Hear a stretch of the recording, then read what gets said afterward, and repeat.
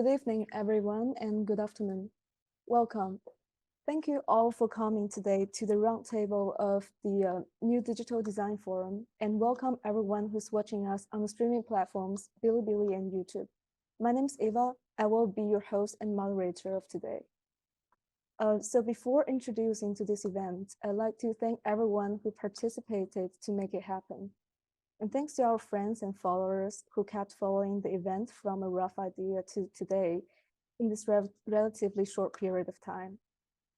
We have reached 13,000 of viewers at the same time last night at our roundtable seminar on digital art and fashion. Without your strong support, active and kind collaboration from our guests, and a lot of help from our volunteers, this wouldn't be such a success. So thanks again to everyone. Hope you will have a great time tonight. So first, let me welcome our curators, Hu Peng, Liu Xing, and Yu Ting to introduce themselves. Hi everyone. Good morning, good night, good evening, and welcome everyone to our roundtable discussion. I'm Hu Peng, one of the curators. I study architecture in the University of Hong Kong, and right now I'm the co-founder of the Mark II Meta project, which is an architect plus metaverse group. I'm also a cross-reality designer, VR artist, and game architecture designer. Also, I'm currently working as a game architect for MiHoYo, one of the top-level game company in China. Next, let's welcome the other two amazing curators, Liu Xing and Yu Ting. Thank you, Peng. Hi, everyone. So happy to see you tonight. Oh, you are not tonight. You're in the afternoon, right? Yeah. Yeah, my name is Yu Ting. Yeah, I'm one of the curators of New Digital Design Forum, and I'm also an architect, 3D artist, and installation designer. I was graduated from Columbia University and SunArc from LA. And as a future-facing designer, my experiments with emerging digital technologies and combines multiple medias. I'm trying to blur the boundary between the digital and physical world by practicing architectural space, volumetric video, artificial AI, and immersive experiences. And right now I'm working with some fashion brands and with like Burberry, Bose, and some other companies to do some like mixed reality projects. Thank you so much. Thank you, Yu Ting. Welcome. And Liu Xing, do you want to introduce yourself? Yes, sure. Hi, everyone. My name is Liu Xing. I'm a designer, director, and a Phygital artist. I'm currently studying at Harvard University Graduate School of Design. Wait a second, the video is stuck. Okay. Yeah, I'm currently studying at Harvard University Graduate School of Design, focusing on the media and the technology. I was originally trained as an architect. I graduated from Uni of Liverpool and SciArc previously, and I used to work at Manchester before. I mainly work on various mediums such as architecture, multimedia installation, motion graphics, mixed reality, and 3D scan. And my practice centers around the influence of digital and physical on shifting the boundaries of the design of spaces, objects, and the perception experience. In collaboration with Yu Ting, another curator, we have also running a creative studio called Play.work, and we have fortunately collaborated with brands such as Burberry, Polestar Cars, Wallpaper Magazine, London Fashion Week, and some other musicians to bring architecture thinking into their music videos.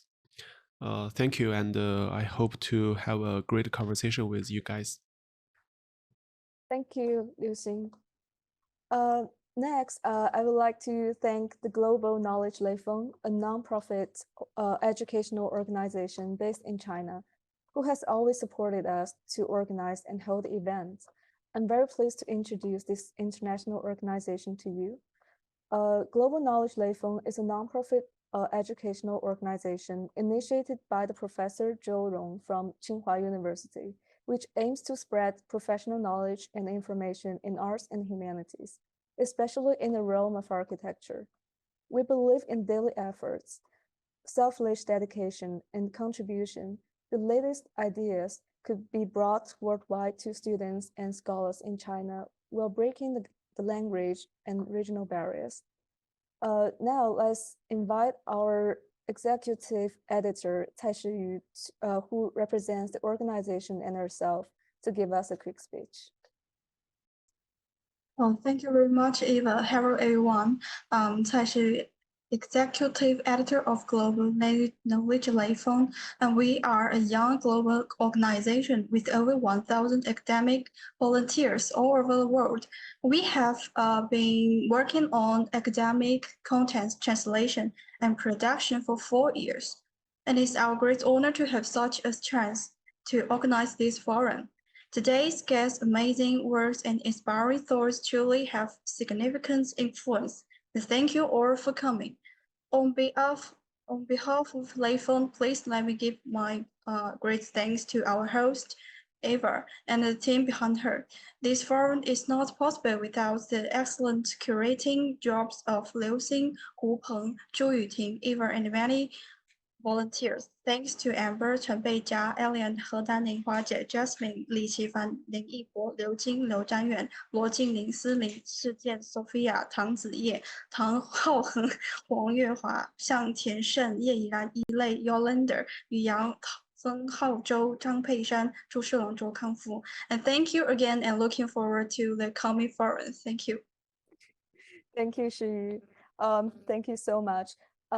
We have a strong community behind us. Among them are thousands of architecture students studying all around the world, scholars, educators, and community members from different backgrounds. And I'm very exciting to see this happening in China, especially in this particular year. So let's look forward to what's going to happen in the coming years. And if you're interested in these knowledge sharing platforms, please feel free to connect with us. So now let's jump into the topic of today. Let me quickly introduce the forum, New Digital Design. New Digital Design focuses on phygital and post-digital. It is a series of events that discusses the new meaning, future impact, and novel application of digital in design. The topics are transdisciplinary, including architecture, arts, fashion, motion graphics, and business, etc. New digital design can be any design strategy or method that is not constrained in the past digital age.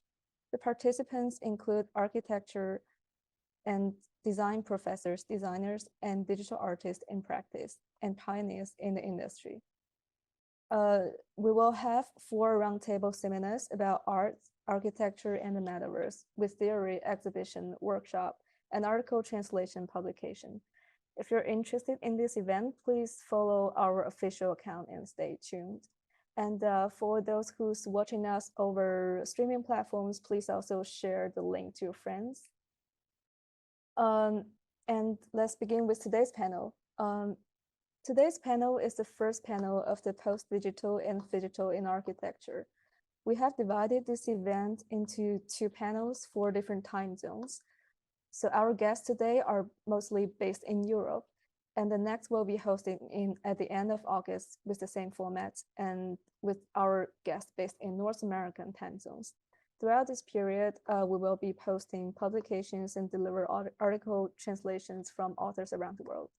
Please stay tuned. So in the face of the post-pandemic era, new questions have been posted with regards to our relationship with time and space. In the contemporary context, today's forum will discuss from a theoretical standpoint what new digital relates to and signifies beyond the immediate physical realities.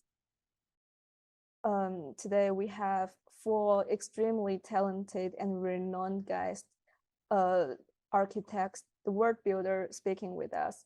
So I'm really honored to introduce everyone to you. We have invited Jack Self, the author of The Big Flat Now, that has inspired us to hold this event. We have Shaun McCallum, aka iheartblob. He's an architectural designer and digital artist. And we have co-founders of Space Popular, educator and designer, Lara Lesmes and Fredrik Hellberg. For today's panel, we will have 2 sessions with a break. In the first session, each guest will give us a presentation to share their work. And after we take a short break, in the second session, we will have a free discussion that will last around an hour to 2 hours, depends on what the format goes. So without further ado, let's welcome our first speaker, Shaun, to begin his presentation. As I have introduced Shaun, his work investigates the impact of new technologies upon socio-political cultures through ephemeral architectural objects and installations. His projects, which explores accessibility and integration of digital technologies within existing physical structures, have received a variety of awards and have been published internationally. As a researcher, Shaun has served as a traveling fellow in China, investigating the interplay of mystical historical ruins juxtaposed with new consumer-led architectural objects and under-occupied megacities. With his interest in hybridized realities, Shaun has taught workshops on augmented reality and virtual reality through experimental workflow. So let's welcome Shaun to begin his speak with us. Thank you. Thanks very much. Thank you very much for the kind words as well. I'm just going to share my screen for you guys. Yeah. Right, yeah, hopefully everybody can see this. Yep. Yeah. Cool. So today I'm going to mostly go through the work of our studio, iheartblob, give you kind of an introduction into the work that we've been working on over the past 5 years, from publications to installations to architecture pavilions and pretty much everything else in between. So yeah, let's get started. So there's 3 of us in iheartblob. I'm the green one in the middle, and Sasha's to my left and Ben to my right. And we kind of started the studio with I guess a fascination of kind of combining architecture and technology, and this kind of broader context of Phygital technologies or Phygital architectures, and looking at the combination of physical and digital components. And we've kind of worked on pretty much everything mixed reality and XR since 2016, from both a theoretical standpoint and then also obviously our practice as well. So we started the studio, I guess, in a kind of a standard way now, but at the time it felt very bizarre. So we started every day producing designs and renderings and kind of posting each day a single architectural object to social media. In this case, it was an Instagram, but I guess it doesn't matter which platform you're doing this on. It kind of worked upon this idea of the everyday, which was beginning to get quite popular at the time with people like Beeple, and alongside these short or these small architectural projects, there was a piece of theoretical and conceptual text, and the idea was to ignite and provoke kind of conversation. This was something we felt was missing from our own educations, but also missing from the architectural discourse in general. And if you're familiar with our work, you'll be aware that these first kind of 1 object became 10, then it became 100, and then we've now got over 1,000 of these like different projects and work that have been kind of produced every single day for the last 4 or 5 years. So with each kind of new object we developed, the idea for us, especially in the form making and the design aspects of things, was to kind of challenge new architectural qualities in quite playful ways. And at some point, we'd kind of had so many of these objects that they started kind of stretching beyond the physical world and their own world into And then we started developing into augmented reality and thinking about how these architectural objects might transpire out of the Instagram, out of the space that we were kind of navigating within. And then quite quickly, you've produced all this work and realized to yourself that you've generated your own data set. And we did what any sensible set of architects would do. And we asked a machine essentially to try and replicate our work and start to produce more. So you can see on the left is the training set, and on the right is the actual production of what the machine was generating. Like, this is a couple of years ago that we actually produced these. So it's quite low res, quite pixelated, but you can start to see some of these like emergent reflections and forms, and even some like differentiation between the foreground and the background.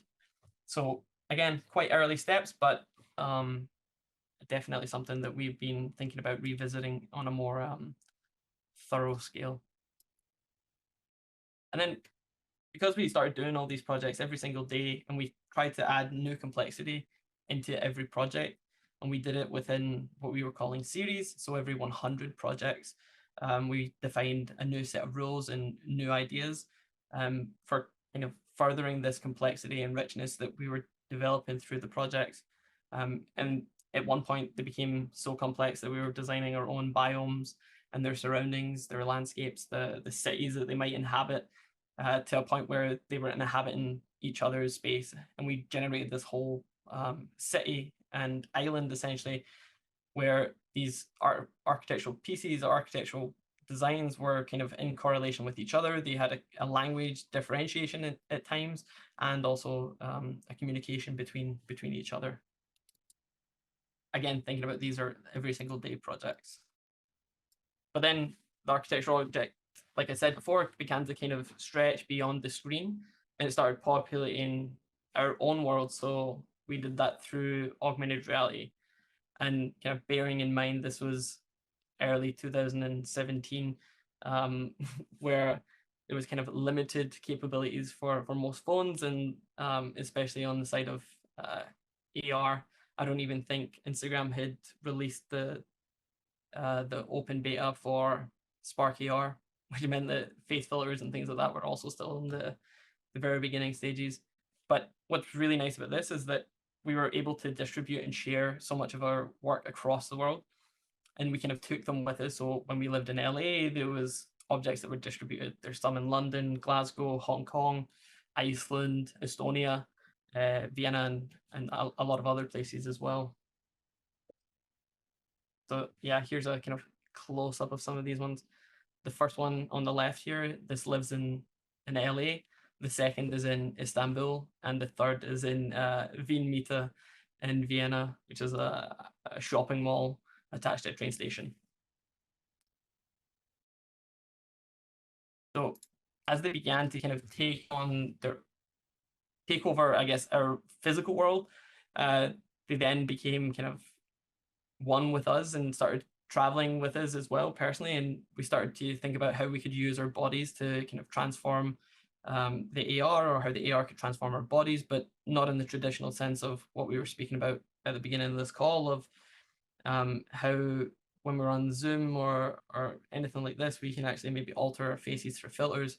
But it was more like exploring how these kind of strange speculative design experiments could allow us to begin to understand architecture, space, and this negotiation between physical and digital worlds, and how we interact with digital interfaces. And this is something that's directly applied to the way that we've been approaching architecture, both on the built side and the way that we're designing digitally as well. And as you'd have guessed, the primary tool of the studio became augmented reality, and it's acting as a liminal scanner between both physical and digital space.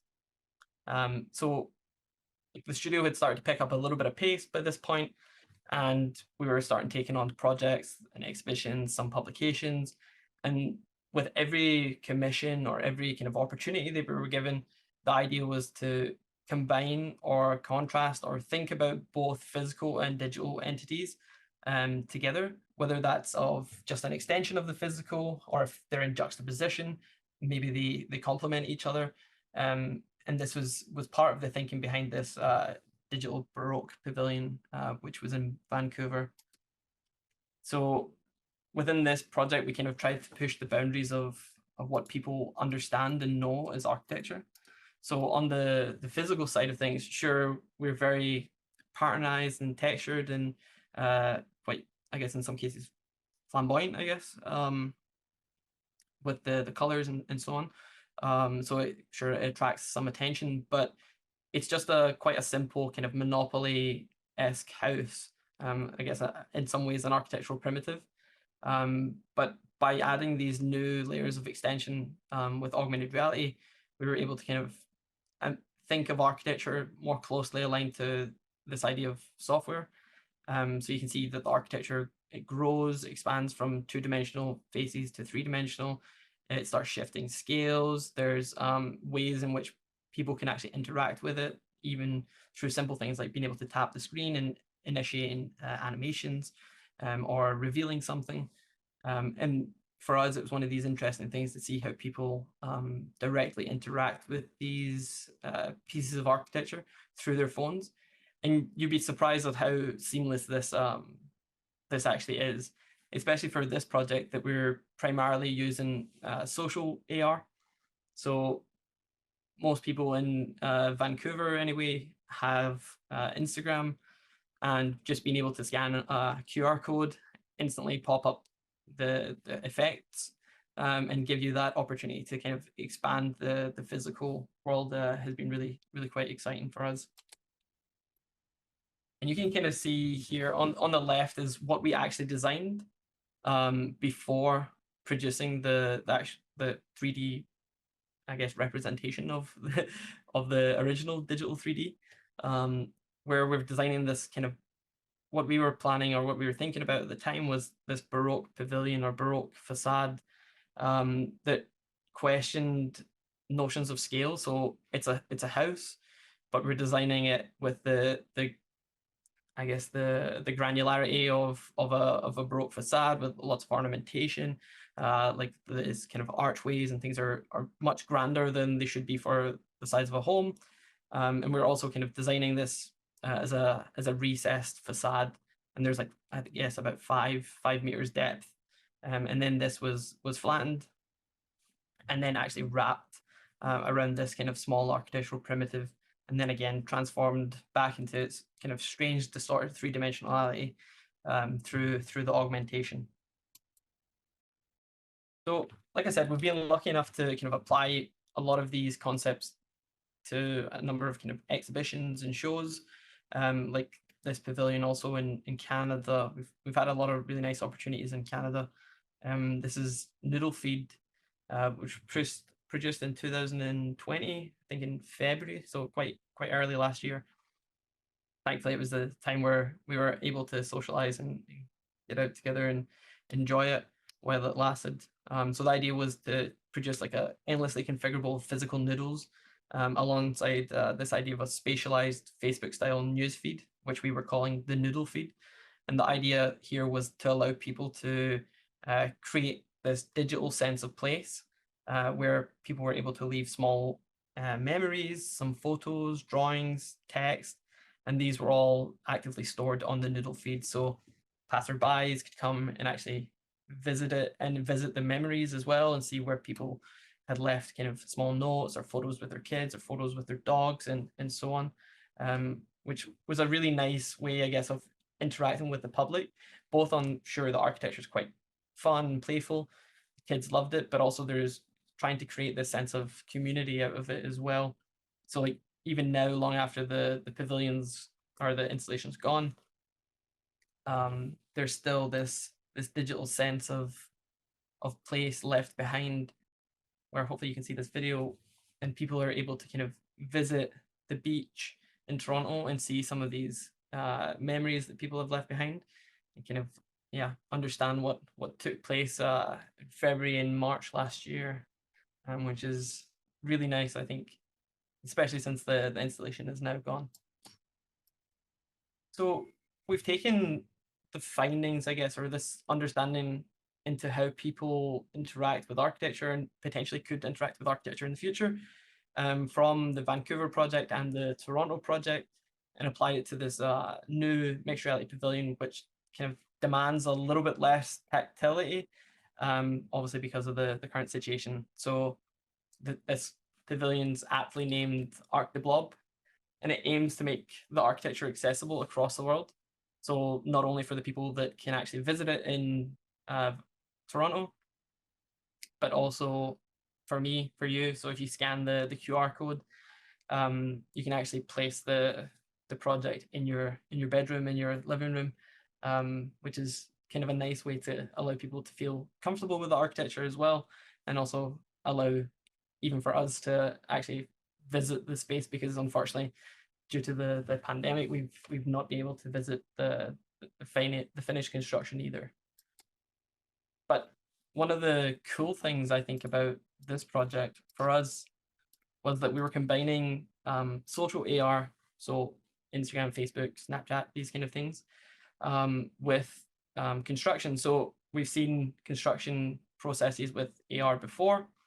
I'm sure we've seen it with Hologram and the HoloLens and stuff, but we wanted to make it as accessible as possible, as simple as possible, and push the boundaries of like, okay, it's supposed to be a face filler, right? So, but can we use face filters essentially for construction? So you can see on the far right-hand side, we actually worked with the contractor to allow them to use these social AR and these kind of, I guess, new documentation that we were envisioning to put the project together, especially on a ornamentation side of things. And it starts to kind of democratize quite a lot of these processes of construction, and the actual traditional methods of documentation also potentially go out the window. So I guess here's just a small comparison of the project from its physical to its digital, or digital to physical output. So unfortunately, we weren't able to produce the base for the archway, but this is mostly just because of the location. The idea was that it would hold the arch. I would keep it down, keep it from flying away or falling over whilst it was on the beach. But we rescheduled the things, and it became an installation in Toronto's distillery district. So, of course, we weren't going to produce another piece of work without adding augmented reality to the actual pavilion as well, which has been super nice. Like, just people being able to share their experience with the project in general. We've had hundreds upon hundreds of images shared on social media, people taking photos of their dogs and so on. People love taking photos of their dogs with us. It's really amazing. But obviously people are able to kind of explore these portals and some of the moving parts of the architecture. And the idea is quite simple, I guess. It's just about changing the way that the public interact with architecture. And again, this is something we found is incredibly seamless. It's never been something that feels forced. And it doesn't feel like it's much of a task, especially if it's something so simple that you scan a QR code and then within a few seconds you're able to interact with the architecture in a new way. So taking this interaction with architecture in the city a little bit further, we've kind of began exploring the relationship between, in this case, modernist architecture and urban planning traditions, with a kind of future-facing approach to augmented reality and people's movements within the city. I guess this is a more clear example of this kind of crossover between physical and digital interactions, where perhaps the architecture becomes, again, more like software, more reactive, and kind of reflects on the people moving through it. So it questions the role of architecture as no longer a stagnant kind of concrete entity, but again, like software, where architecture can adapt and react to the user's needs and their movements throughout the city. So the architecture kind of reconfigures itself to help direct the person move through the space. It starts to configure spaces that are more understandable for whether it's a group gathering and so on, and taking influence quite a lot from the way that we think of the way people move together with something like Pokemon Go, where you can, of course, imagine that people move through the city kind of in like data points or datum points. And sometimes there's these like congregations that people come together and all these kind of things that don't have to be as rigidly set, I think, within the city, but can perhaps be more flexible by allowing the architecture to kind of allow itself to reconfigure through a mixed reality experience. So I'll play a short video for you. I'll only go through a smaller part of this video, but yeah, like along the way, the user Matt here will he will encounter new landmarks, new nodes, and kind of these newly formed districts. And the idea was to take the Barbican estate as a given and start to kind of set a three-dimensional geometry to manipulate and kind of reconfigure, and thus reflect, I guess, upon personal urbanisms. So an architecture or an urbanism which is personal to you, it's specific, and it reflects the things that you do, but also the needs that you have throughout the space. And you can see a couple of instances of this within the film that focuses on the movement of Matt, who's here kind of exploring the Barbican for the first time, and all these different kinds of cues that the architecture tries to explain to him as he moves through it. And all of this research, I guess, that we've been working on for the past few years has culminated in the release of our first book. So we released this iheartblob architectural objects, a new visual language, or augmented architectural objects, a new visual language, just in the summer last year, which actually has a lot of really nice long form contributions from some of our friends like Lara and Fredrik. Wrote a really nice piece for it as well, and there's some really nice short form pieces of text that are spread out throughout the publication. The book itself kind of tries to break down this kind of barrier to entry within both academic writing and academic thought. I think for us anyway, we understand that from a student's point of view specifically, and even from a practice and architect's point of view, that you can often feel that you need to have read multiple philosophies or multiple books, which are all associated with each other before you kind of understand anything, especially if you just pick up a piece of architectural theory for the first time. And the idea of these like kind of short, bite-sized pieces of text is to, again, like we did at the very beginning of the studio formation, was to pose questions, provoke conversation, provoke disagreements. So each short piece of text was initially about the size of a tweet. So it was initially like 140 words or 140 characters, sorry. But it's kind of been expanded a little bit. So they're a maximum, I think, about 200 words.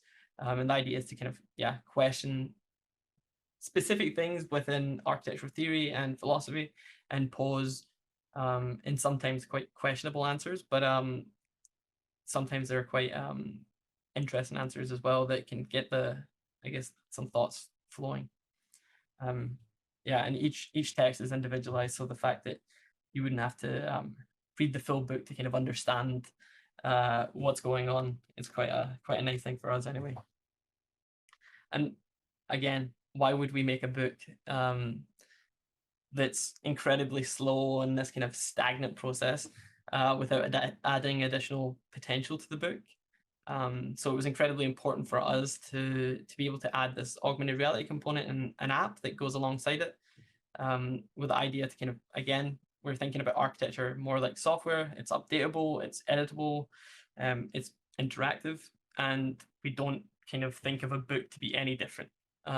We don't want that to be the stagnant process or the stagnant piece of our work.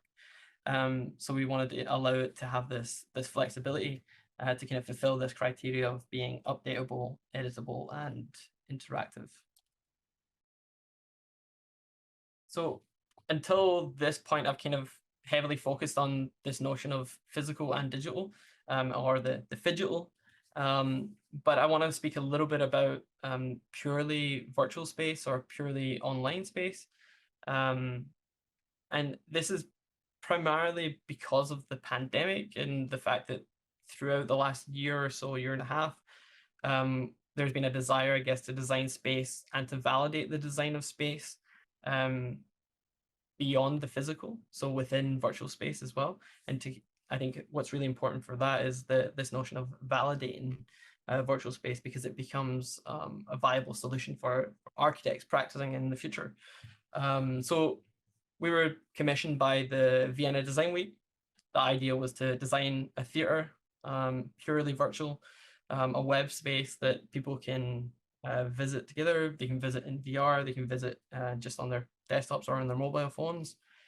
And sure, there was like I said, there were specific platform constraints, but the idea for us anyway was to kind of develop a new Teatro Olimpico, but obviously purely virtually. So, and if you're familiar with the Palladio and Scamozzi project, then you're well aware of this kind of role of perspective within the architecture. There's really only, I guess, one point that's incredibly important within that project.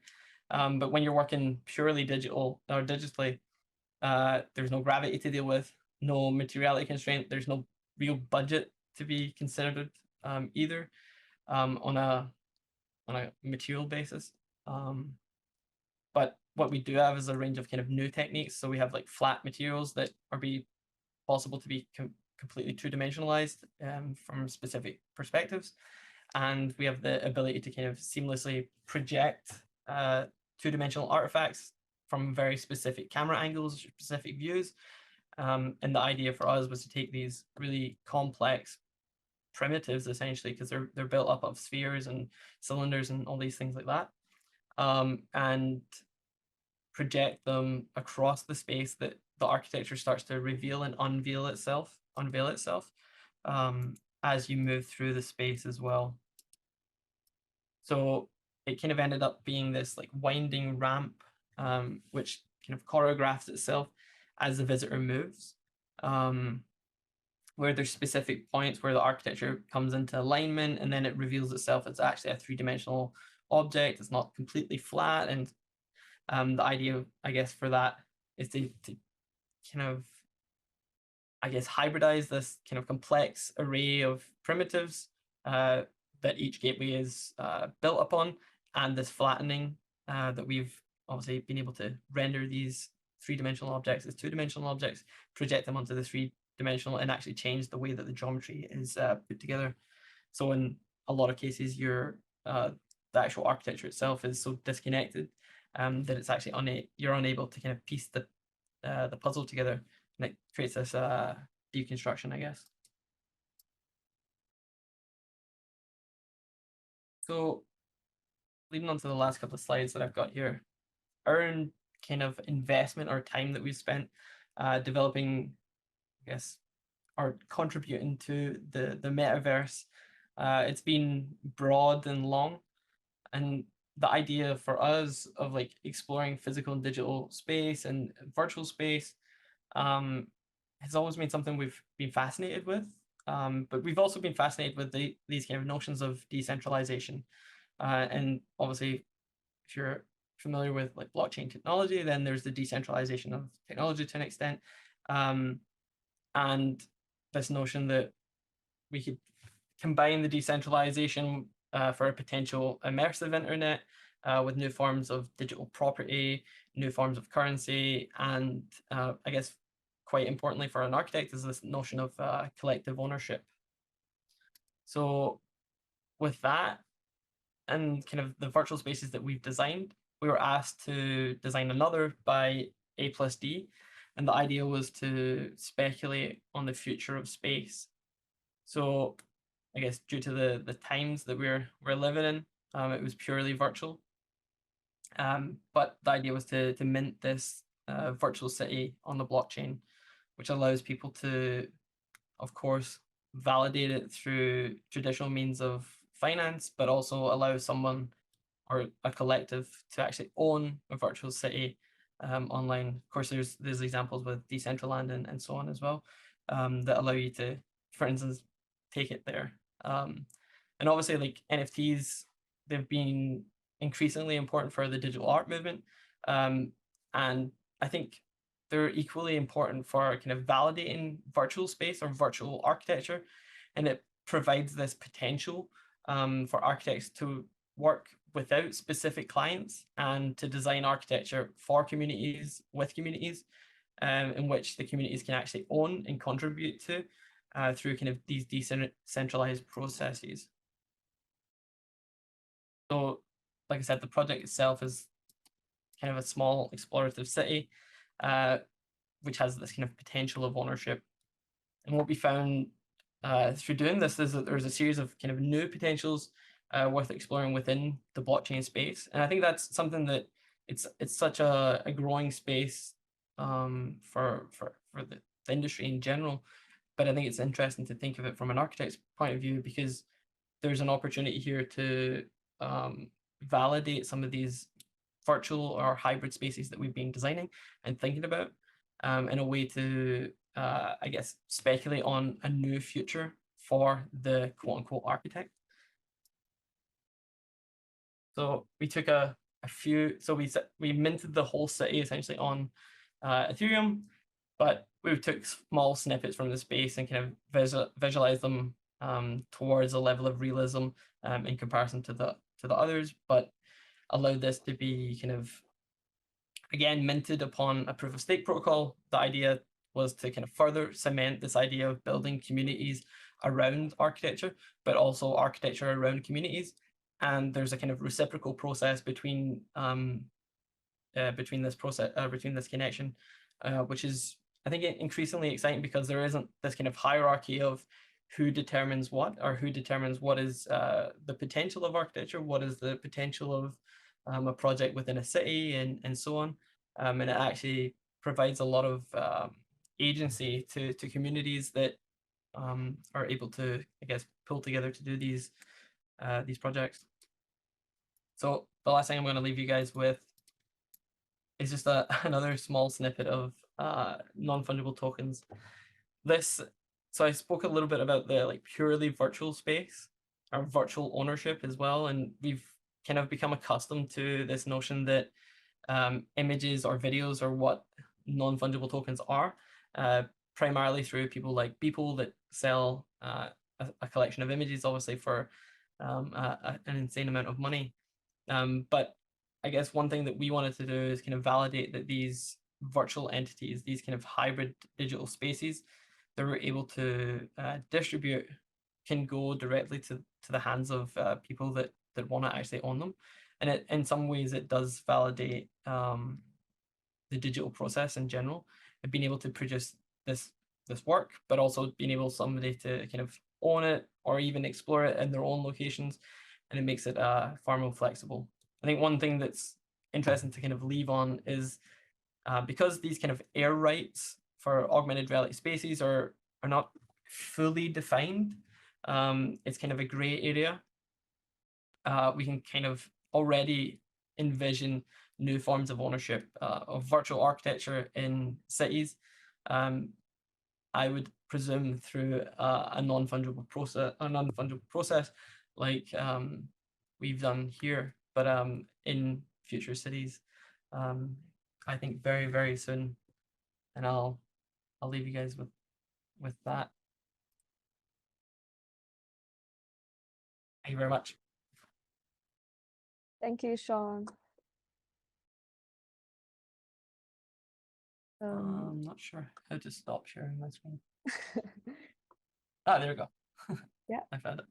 Thank you, Shaun. I'm glad you kind of, your presentation is really broad and is covering also the field of blockchain, NFTs, and virtual assets. And we're actually organizing another conversation tomorrow with digital artists and NFT designers. So it would also be nice if you guys can join tomorrow. And let's move next to Jack Self. Jack Self is the director of the Real Foundation. He is the editor-in-chief in the Real Review. He is the unit master of Diploma 6 in the Architectural Association. Jack's architectural work is focused on domestic space and the pursuit of social equality through housing. He has also curated the British Pavilion and the Venice Architectural Biennale in 2016. Jack's ideas have influenced people from many different industries. His work inspired fashion world, which venues to the idea of space-time homogenization. So let's welcome Jack to give us his speech.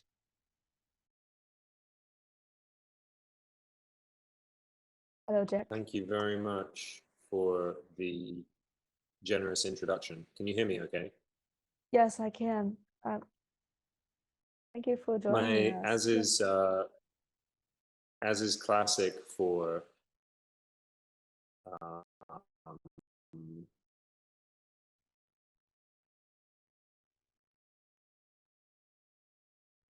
virtual presentations, my internet connection is not good.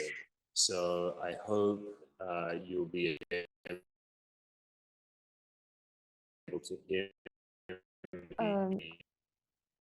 We couldn't hear. Okay. That's good. Yeah, okay. Yeah, it's I'm just going to now. keep talking. Yeah. We'll see how we go. Yeah. I don't have a presentation today. I want to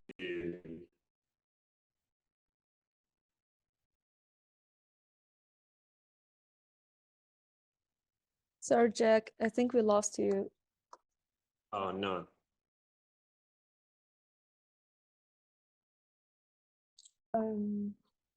Yeah, we can hear you now. It's not quite stable.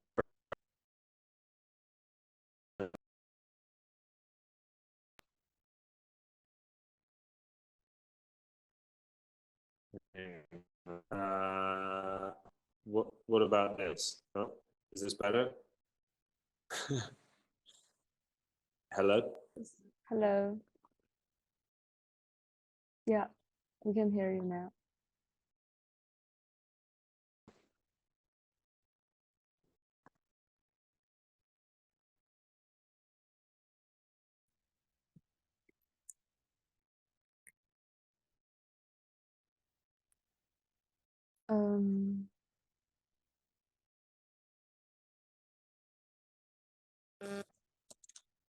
Okay.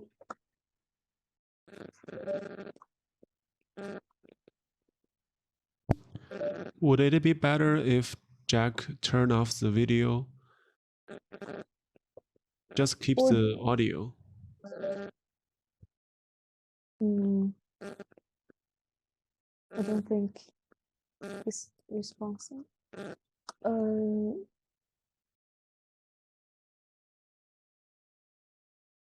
Yeah, can you hear me okay without the video? Yes, it's better now. Okay, let's try that. And if it cuts out, then we can I can try and find a better network. Of course, it's very ironic that we are talking about the post-digital and I can't get a good internet connection.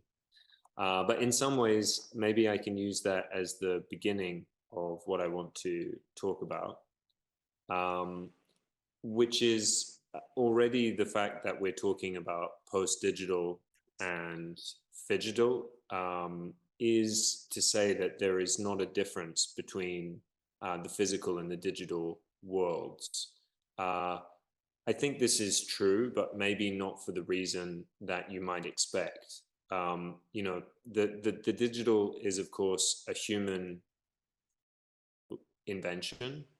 I'm really hoping you can hear me okay. Cool. The digital is a human invention, but of course it has huge impacts or big impacts on reality. And the invention of digital technologies has transformed our planet and is also destroying its ability to sustain human life. So digital technologies are dangerous for our species in many ways. That's my kind of starting point. On the other hand, I'm hopeful about new directions in digital design, but I'm also removed from them, actually. I was born in 1987, and when I was born, Margaret Thatcher, Ronald Reagan, and Deng Xiaoping were the rulers of the major powers. And you can imagine that that's quite a different time, before the internet, before really personal computers. The Russian poet Mayakovsky has a beautiful poem, which is what it means to be born between two centuries.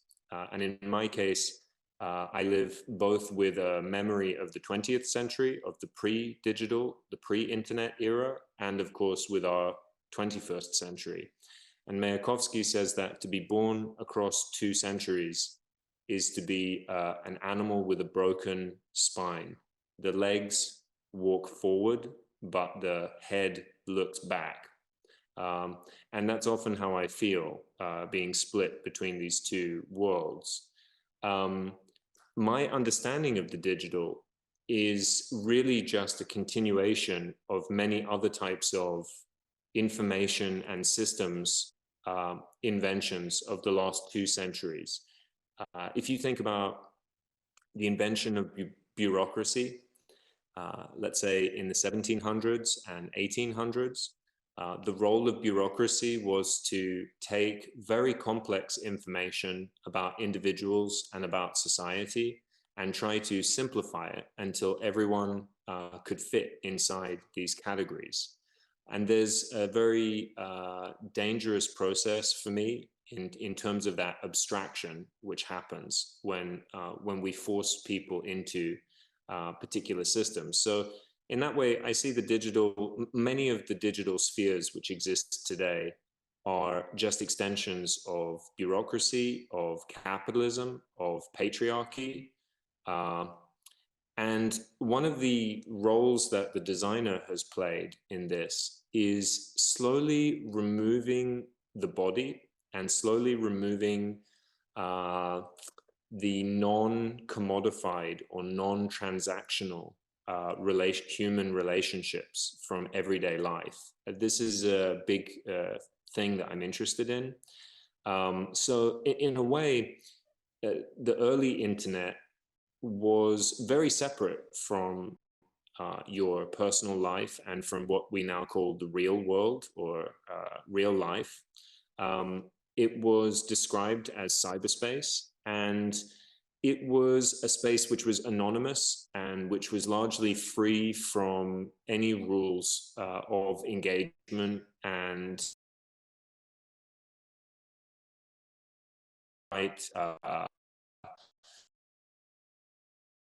all sorts of other. You there? Hello? Hello, Just Jeff. checking. Yeah, we lost you for a second. Yeah. Now we can hear you.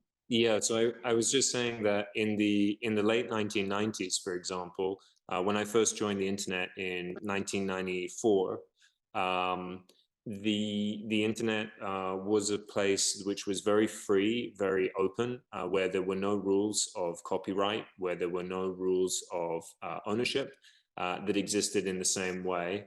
And then after around 2006, with the rise of Web 2.0, we started to see a swap between real life and digital life. So previously, in the real world, you were subject to surveillance, to monitoring, to controls of your physical presence in space. And the digital was a space to be free, a space to be anonymous. Now it's the other way around. The digital is a space where you are surveilled, where your data is monitored and controlled. And the only place now where you can be free, I think, is if you can have a real life conversation without your phone. As long as you don't have a smartphone and you're free from digital technology, that's for me really the only place of freedom. But I'm also interested in how design plays a role in this, and I have some specific examples. I mean, one of the things which profoundly changed our relationship between the digital and the physical was the addition of the camera to the phone, and of course the rise of social media, because when you get positive feedback for producing images and putting them on a social network, you begin to see the whole world through the lens of social media. I think all of us, when we are on holiday, when we are going to a special place, we immediately begin to see the world as if it were a series of Instagram posts or other types of social media posts.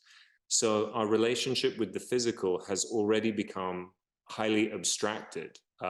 Nobody gets an amazing cup of coffee and doesn't think maybe this would look good online.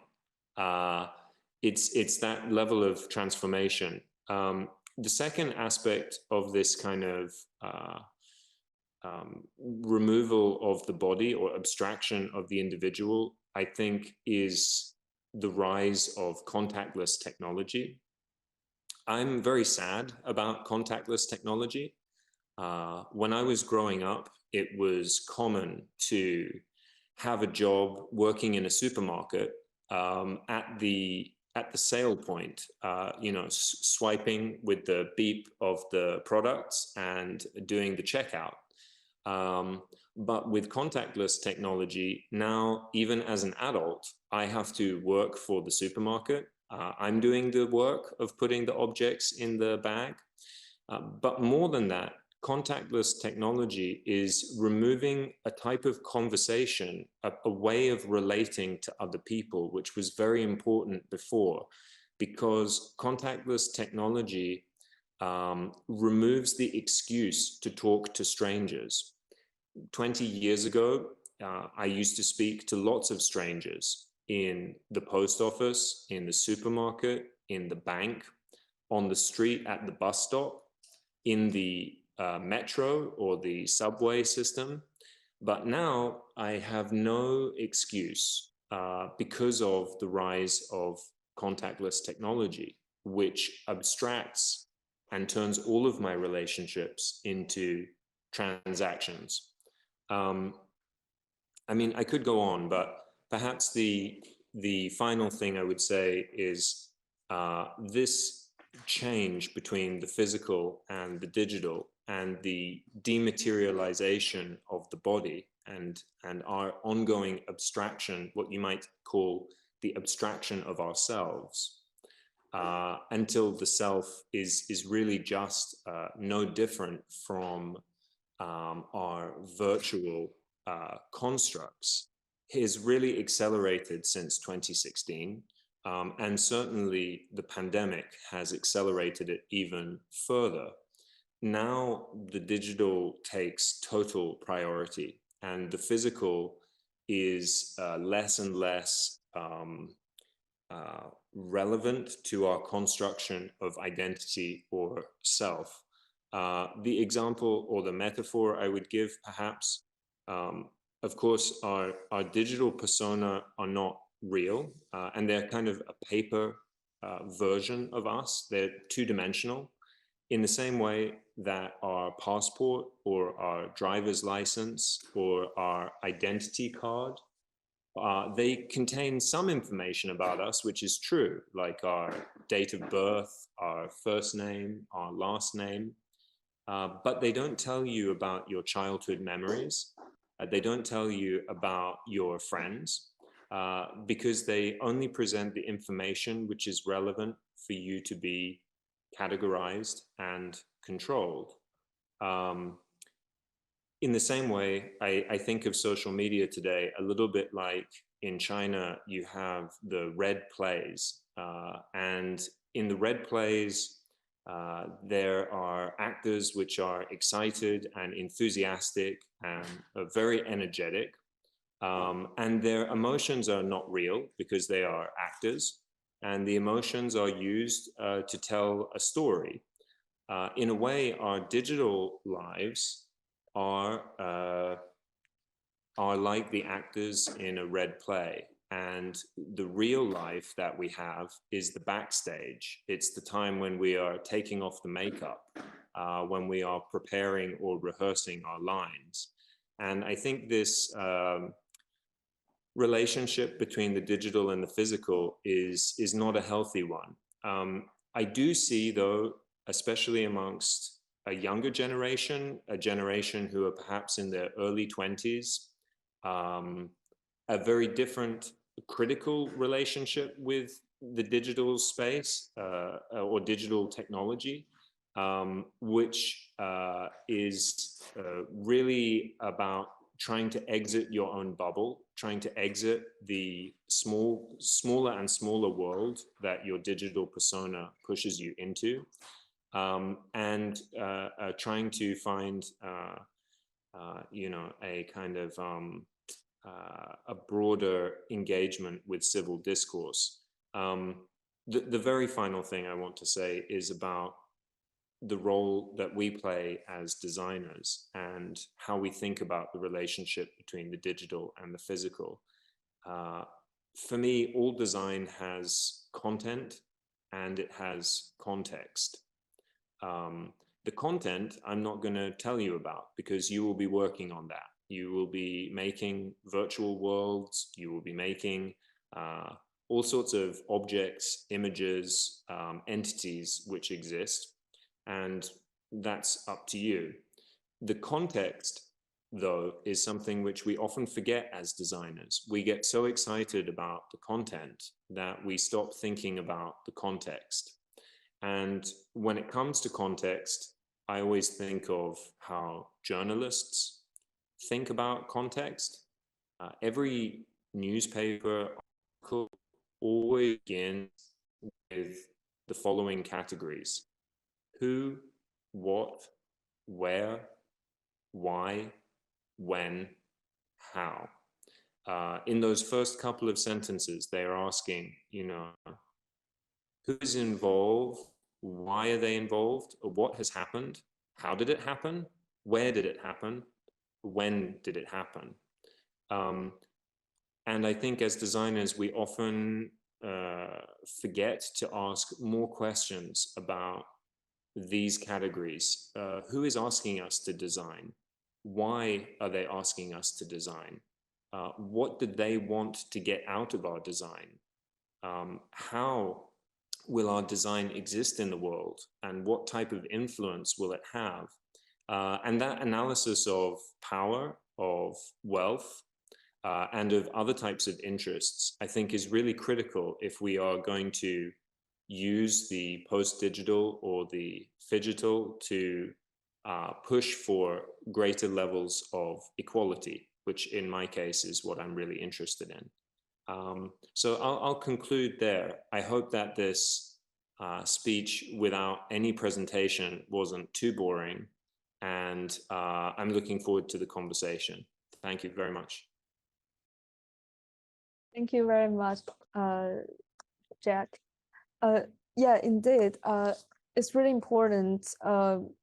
Like at the end, when you conclude, I think for us as designers, it's really important to have these sensibilities to contemporary and the presence and what is happening around us, and start to question the context. And I do look forward to a deeper conversation with you later after the presentation.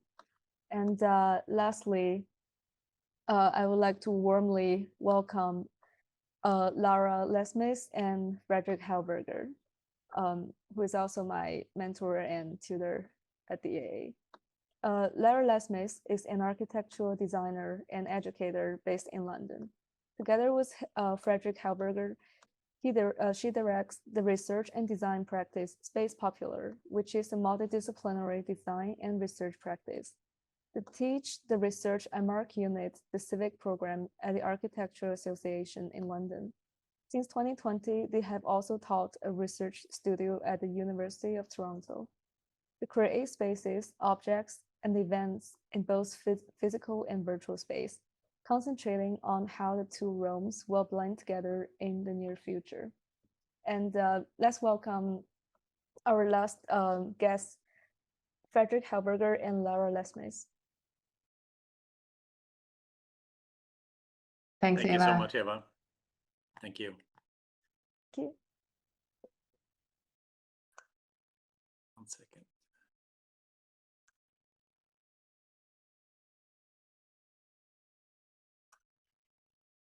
Great. So thanks for having us here today. We're really excited to be joining the panel and also to be joining the series of events, which seem absolutely great.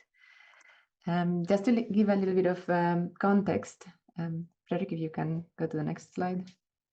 Yeah, we started our practice after we had already been teaching for quite a few years at INDA in Chulalongkorn University, which was a really important place for us, where we spent 5 years of our lives and where we really began to develop all the different things that we do today. So we do, let's say our practice is quite varied. We move from build work, here you see our first self-standing building, to a few interior projects that we have been working on that also included furniture. We also worked in our first years, we just did a lot of competition projects that ranged in size quite wildly, from urban planning to like really small things like furniture. And in the past year or so, we have been exploring a little bit architecture that exists purely on the internet. So here are a few examples of spaces that exists only online. And these we have been developed, let's say, into different paths that we will cover through the presentation. But we have been developing through the past 5-6 years through a series of different research projects, most of which have manifested through exhibitions. The latest one of them being Freestyle at the RIBA, the Royal Institute of British Architects in London. And well, all of these pieces having in common a physical manifestation and a research project that goes with them. So a presentation of an idea or a thesis together with the presentation of often archival material as well with them. So we're gonna just cover a few topics that we thought might be exciting to bring to the table that we're listing out here. Yeah, with that, moving on to the discussion after our talk. So kind of coming from there, we thought we'd show actually our latest project, which is a film and a research project for an exhibition at Maxi in Rome, which actually brings together a lot of these interests that we have with the role of media throughout history and the urge to kind of compress information and make it available, and how that kind of historically has become one of our most important energy leaps in getting to where we are now. We're also interested, as Lara said, in that list that we saw just now, in the power of virtual surfaces and the power of compressing the world as we see it. This piece specifically explores the huge gap that we're doing now from two-dimensional media into spatial media, looking at the power of the 360 camera and the power of being able to compress complex sets of environments and physical spaces into spaces that don't have any thickness, and the potential of a new kind of architecture coming from that. And I think linked to almost all of our work we do concerning what the topic of today is, our kind of speculation that we believe in is that by the middle of the 21st century, all media will be spatial.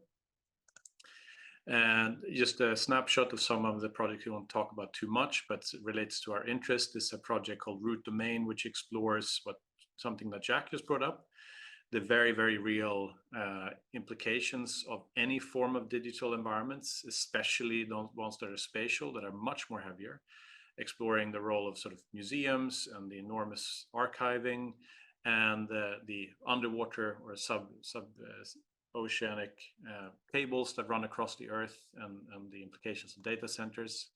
We're also really interested in the power of virtual space and three-dimensional virtual space to show complex sets of information. This is one of our first projects from 2013 called the Cloud Resilience, which is a global mortality rate database. We can actually see here pandemics showing up as one of the data sets that this will be able to show, and the power to be able to explore spatial data rather than two-dimensional data. But we'll focus a bit more on this world, the way we bring these sort of ideas to the world, often through the use of VR headsets within our exhibitions, and with something that is commonly referred to as location-sensitive virtual experiences, meaning you can see Lara there at the bottom interacting with one of our sculptures while she actually sees something differently.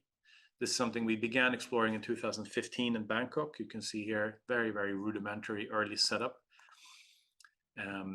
But examples here, as you can see on the left and the right, one of our earlier exhibitions, the glass chain from 2017. And what this kind of then does is bring together something that we refer to as the spatial essay, which is basically a way to communicate complex sets of information through actually being inside of the essay. And in our experience, some of our films are no more than 5 minutes long, but we can actually convey a huge amount of information by actually bringing a human away from their physical context into a virtual context, as long as their body is with them. So this is some examples of the 4 spatial essays we have produced to date. As I said, one of the earlier ones is the glass chain, which reflects on the incredible work by the German expressionists and their view that colored glass would revolutionize the world. Of course it did, not in the way that they imagined, but we kind of created this almost homage to their work by creating a series of ornamentations and this large glass sculpture, which speaks about the power of virtual surfaces, be they physical or not. And actually, in our view, it really doesn't matter. A digital virtual surface has the capacity to contain more information than one that's not digital, but they're both virtual. You can see that glass sculpture right there on the left and all of the other ornaments and fabrics all around. And here we can see then Lara experiencing the space through the film, where through the power of the glass that she has right in front of her eyes, a whole different world kind of emerges, in this case, not through didactic means. We talk about some differences further on. Here's some snapshots from that film.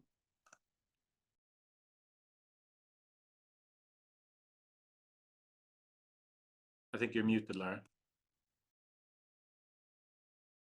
Thanks, sorry.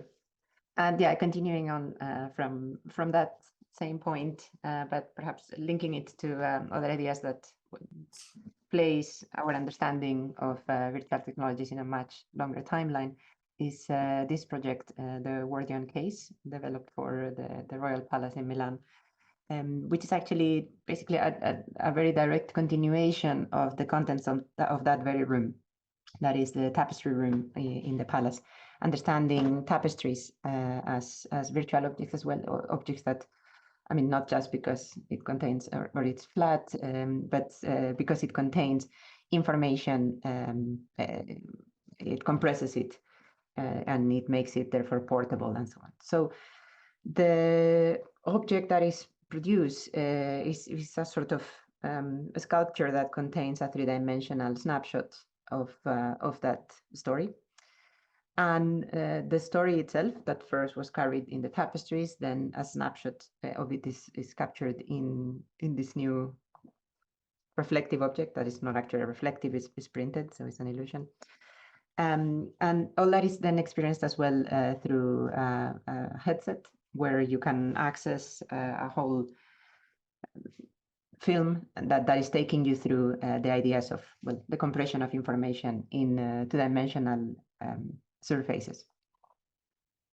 Here we see some of the screenshots of what's going on in and around the object, and basically the physical object becoming like a 3-dimensional photograph of everything that is going on in there, linking to, again, the story that was first captured in the tapestries in the room where the object sits in. This is something we explore in much more depth in our exhibition Freestyle for the RIBA in London. And related to this, we're also deeply interested in the broad general concept of virtual togetherness, of what it means to interact with another human being through some form of mediation, be that through writing letters or writing books or any form, whereas obviously what we see today through here in an artwork we created last year called Phantom Island, we're very interested in what happens when we are inside of the media and we're actually communicating through an avatar, which is itself a part of the medium where we are actually interacting with each other. We produced a special essay in 2019 called The Venn Room, which is exploring not so much the avatars, but the immediate environments where we are, meaning where we live, and what will happen with the home when spatial media begins to really overlap our entire homes. This was first shown at the Tallinn Architecture Biennale, curated by Yael Reisner. We are very interested, as we mentioned earlier, in about how previous medias have had similar kind of effects, or what effects they have had on our domestic environment. So to some degree, perhaps it's on the surface seems that not that much, but we would argue that every single intervention has a huge effect. And again, here to just remind you that we really believe that by the middle of the 21st century, meaning around 2050, all media will be spatial, meaning no more screens, no more smartphones, no more laptops, no more projectors even, or LED screens out in public. Everything will be done through a device that every single individual carries with them. This means that the domestic environment, every single object has the potential to be, to borrow the kind of word of many uses, smart. Basically, like a piece of wood has the potential to be the key into the most advanced virtual environment. And if this is going to be true, then that means that we will begin to use our domestic environments, our homes, as the kind of setting for these things to interact, and especially when we interact with others from that live in other spaces. And that when they overlap is what we then say we will create these Venn rooms. And this is what this project is exploring, that when you have two augmented reality environments overlapping, and you might imagine that two individuals actually live together, but they might be continents apart.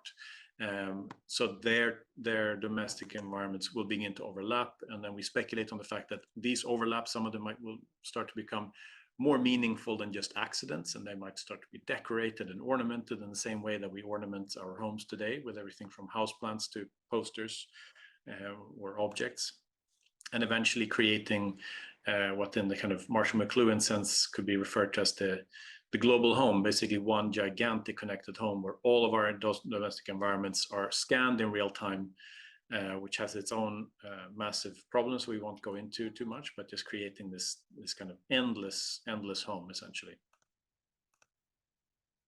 In the same spirit, or following the same logic, we developed a short research project that manifested in the exhibition Valuing the Virtual, curated by James Taylor Foster for Arctes, the National Design Museum in Stockholm, Sweden, for which,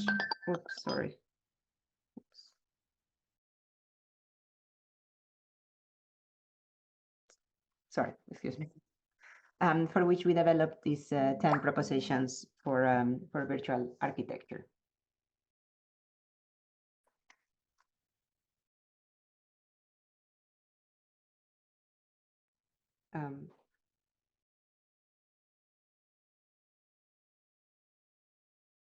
So here are some snapshots from this exhibition, which really looked at that's kind of very broad view on what happens to the city, and also here in the exhibition itself, which is in all of our exhibitions, big interest in virtual surfaces. The whole exhibition kind of takes shape through these very, very, very thin digitally printed murals, as you can see here, mounted on scaffolding. And really one of the questions of this exhibition, and really all of our work, is what is the value of virtual architecture or virtual spaces or virtual content at large? And we realized that in order to answer this, we needed to create some kind of understanding of how we can value physical architecture. And at that time, we arrived at this very basic list. To date, we are looking at updating this slightly, but the interesting thing, we realized that to realize what the value of virtual architecture is, there are very few that overlap. And as Shaun was mentioning, there are many things that do not overlap. Of course, here, relating to what Shaun said, the issue of energy does actually overlap. It doesn't relate to the way that you experience the virtual environment, but any virtual content, even a text message, consumes energy. And being inside a virtual environment, in many cases, consumes a lot of energy, which is comparable to meeting in physical architecture where you need to have heating or cooling or lighting, etc. But we created this series of murals that are kind of depicting as a gradient what our public spaces might be like when every single person experiences them individually. In this beautiful exhibition space at Architects in Stockholm, we created a series of kind of speculative scenarios, created a large digitally printed carpet that was served as a sort of map where these sort of scenarios of speculation took place. So an example of the home, where sort of the communication coming out of the router is literally materializing live as it's happening, or where historical buildings, and there in this case in Stockholm, gold mosaic, takes the shape of things to be celebrating today rather than 150 years ago. And spend a little bit more time on one of our more recent research project called Freestyle, which is curated by Shumi Bose, and which opened at the RIBA, Royal Institute of British Architects in London, 3 weeks before the first lockdown, the pandemic lockdown in London. And this project looks at the relationship between mass media and style and architecture, and how the two have co-evolved. Here's a photograph of the exhibition, which features again a digitally printed carpet, which serves as a sort of map or diagram, and a large physical model and a spatial essay seen through virtual reality headsets. And the brief that was given to us and how the project started was looking at the first published book by Sebastiano Sergio, which is volume 4, which is his book on style. And what's remarkable is looking at the year. It's not maybe so long ago, and it's actually the first book ever published on architecture that contained illustrations. The previous books by Alberti didn't have any illustrations, and also this is the first book on architecture that was written in the common language of Italian rather than Latin, which means that this is actually the first mass media object about architecture ever produced in our view. And in the beginning of the research project, we looked a lot towards Mario Carpo's 1994 book, Architecture in the Age of Printing, analyzing what happened to Renaissance architecture in Europe at the time and how it became the kind of first architectural style that was really intended to be imitated and copied. But also this notion that at the time, if you wanted to see architecture or experience a building, you had to literally travel to it and bring your body and your senses in front of it. Otherwise, you could look at a painting if you were very lucky, or a drawing, which was rarely as accessible to most people. And we really like this quote, that buildings could not travel, so people had to back in those days. And in that sense, then the book becomes literally a vehicle for buildings to travel in. And this began to spiral all sorts of new styles traveling across Europe and later, of course, throughout the whole world. So the research project is very ambitious. It's looking at this enormous time period, basically 500 years. And just very briefly, the research project involved a few different categories where we looked at quite in great detail, such as mass media hardware. So literally the technology or the machines that creates media, like a printing press. And then mass media software, which we refer to as, like, instead of the printing press, literally individual books or individual websites or photographs, or whatever they might be. Then, of course, architectural styles. Should mention that this is only looking at the context of Britain, because both mass media and style is extremely contextual. Then architects, and then buildings. And just here's a very, very rough overview over the insane amount of databases that we created to be able to compare things like which architect had access to which libraries at the time, which books were published when, who inherited libraries, who worked with who, and most importantly, who traveled and who didn't. Again, some photographs of the exhibition itself with this large model. We were also very lucky to work with the biggest archive of architectural objects in the West, the RIBA's archive. So there's lots of archival objects and originals, including Serlio's volume 4. And the exhibition is organized like an enormous spatial diagram. So we have the model and the carpet is diagonally organized according to time. Every 2 centimeters in the carpet is representing 1 year. If you know that, you can basically find your way throughout the whole exhibition. And then these splits are basically the core different styles. So basically the point here is that the carpet itself communicates this incredibly rapid shift in how different styles come and go. Of course, it's not quite as simple. It's a kind of big generalization. And then also all of the ornaments are actually the mass media objects, some of them very common, some of them very uncommon, that were used at the time. The whole exhibition is being communicated through an immersive film and a spatial essay in 4 acts, so 4 different headsets distributed across the exhibition as such. So you're standing literally in the time where the narrative is taking it through. You can see a person here experiencing Act 1, which introduces Serlio and his book. And again, here we see the virtual guide that constantly takes you through the narrative. It explains the beginning of the pattern books as they arrived in the UK, mainly then from mainland Europe, and explain some key examples, such as in the UK context, one of the most famous architect, Christopher Wren, who built the big church, St. Paul's in central London. Just an interesting fact, it's not so important, the specific facts, but this specific architect, he built over 50 churches in central London, most of them in the Baroque style, which were directly inspired from Baroque style coming from France, where he actually only went once. So his entire career were completely reliant on the mass media that because he was very wealthy, had access to, constantly ordering books from Europe that then informed his buildings.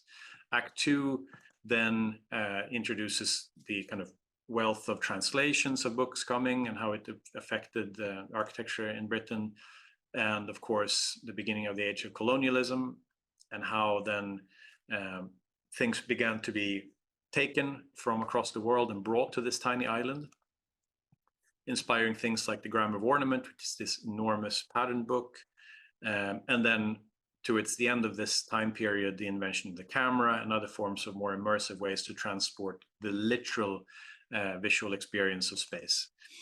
Act 3 takes us through the 20th century, which of course introduces the cinema and later on the television, and the experience wherever you were practically of spaces from a different location, but potentially even live. So the importance of the spaces we saw in the television, like the television sets, and then later on, of course, the beginning of the interactive spaces that we could interact with through 2 dimensions through the television, such as video games.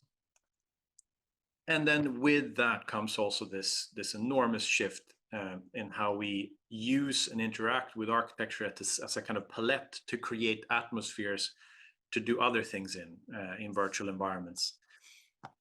And then the beginning of the fact that of course, virtual architecture is created at an insanely fast rate compared to physical architecture throughout our Earth with its limited resources. And Act 4 is a speculative act that looks back at all the media throughout history and begins to look at what we're experiencing today with things like Pinterest, where we can start to communicate about styles without using words, but just using things like more like this buttons, and how we increasingly do not describe verbally what we actually mean, but we use the media itself. And then it begins to speculate on what immersive media and spatial media will do to architecture, and eventually concluding on the kind of fact that we believe that architecture in the next 60 years will start to be created at the speed of the spoken word, or the speed of thought even. And to kind of wrap up, we just want to show some view of our kind of work within actual virtual environments. And I'm sure many of you recognize these very early proto versions of what many refer to as the metaverse, that we choose to call the immersive internet. And yes, the problem. Fredrik, I made it back, so I can take over from here if you want. Yeah, perfect. So here we see, again, like a series of different social VR platforms that bring a spatial layer to gatherings in the digital realm. But we have been particularly interested in using Mozilla Hubs. You can look into the Mozilla Hubs manifesto. It's an open source platform, and we think much more promising than any other technically decentralized platforms. This one, sort of just by being open source and because of the hosting possibilities that it offers, is kind of naturally decentralized. This is something that we experimented with as part of the learning program that we did with the RIBA, with London Design and Engineering School, where a series of high school students were doing a series of workshops, having no previous knowledge of technically no technical skills in architecture, worked on creating a series of worlds using a series of tools that we were introducing, one of them being Mozilla Hubs, and also a design method that involved a series of resources that were available online. Interestingly, we found ourselves in March 2020 at the opposite end of this quote, where Mario Carpo was saying that back in the Renaissance, or like just before, or like when printing was involved, buildings could not travel, so people had to. And we find ourselves in March 2020 in a point where people could not travel, so buildings had to. So we started looking at what is even the meaning and the use of spaces that are accessible only online, that don't have a physical counterpart, something that we had never really considered that much doing before. And we created a series of experimental spaces like the gallery that you saw before. Then we got a bit more encouraged by how well it was behaving to basically bring the exhibition online, which was in itself a bit of a challenge because it was completely thought for a physical space, and we had to do something that very much resembled the physical space that I was referring to. And then we got our first fully virtual commission for what we would call almost a civic space. Basically a conference center for the Archia Proxima conference that was curated by Gonzalo Herrero Delicado in 2020, which usually looks like this. It's a very important conference for young Spanish and Portuguese architects, where awards and grants are given to very young practices. So not only this is a very important moment in their careers of those nominated and awarded, but it's also a very important moment in which a network is created, a network of a generational network, a network of people that is gonna carry on through, probably in parallel, throughout their careers. So we understood this as a deep 2D space, basically as a website that you walk into, or like that you walk through, and you see many spaces in these different rooms that we created that involve an element of flatness and of like 1920 by 1080 format or proportions, with then sort of gardens or spaces resembling sort of gardens or leisure spaces, or just simply spaces that are interesting to circulate through on the sides, where you could step on the side if you met somebody that you wanted to hang out with while others were continuing looking at the exhibit. And then it had a central space that was the space where lectures were given or projected by those who preferred to join that way, and where people was coming together in that space. Interestingly, this brought to us this strange challenge that we never thought we had to face, of designing what the people would look like in your space for technical reasons. The avatars had to be incredibly light to ensure that all devices could handle it. So we designed this sort of card-like avatars that are basically one plane, very low polygon, and well, being the most important element of this the fact that you had spatial audio and you could identify where others were, and by coming close to them, you could have these like side conversations.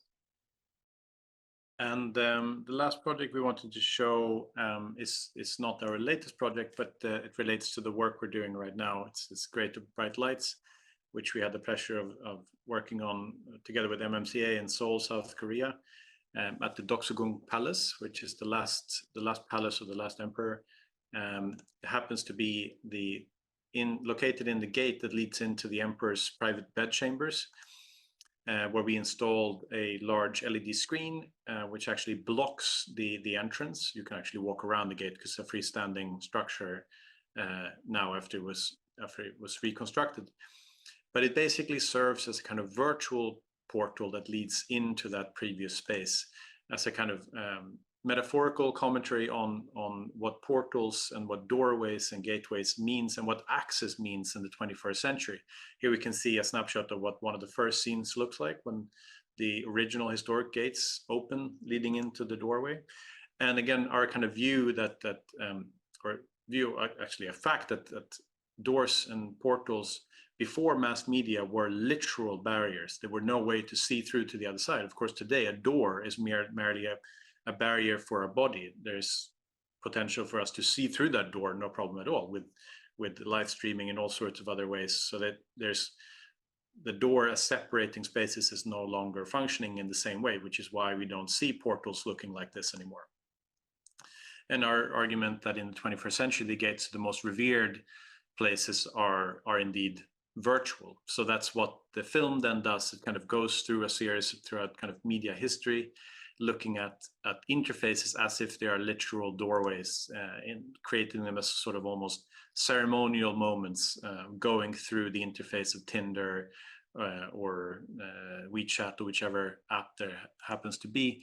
And that relates to our current research project, which will be done by next summer, which is on the issues related to virtual and magical portals throughout history, and what they might mean to us now and what they meant in the past.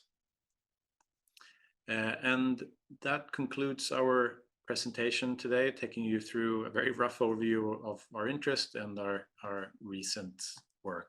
Thank you so much. Thank you, Lara and Fredrik. Now I have to figure out also how to stop sharing. There we go. Yeah. Thank you. I'm so impressed and inspired by your work, the complexity and the depth of the research, and the topics you have addressed actually really unfolded so many discussion we would have. And now let's take a 10-minute break before we start the Q&A and roundtable discussion. So we could come back at 10 to 10, which is, I believe, 10 to 3 in the European time. Okay. See you guys later. Great, thanks. Thank you.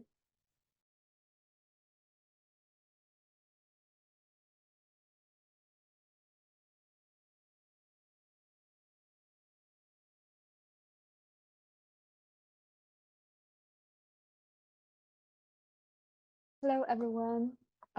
Welcome back. Thanks so much to our guests and their generosity on sharing their works, which has been really inspiring. Thanks to Shaun, Jack, Lara, and Fredrik. You gave us unbelievable, amazing presentation and deep reflections. So let's begin with the most exciting part, which is the Q&A and the roundtable discussion.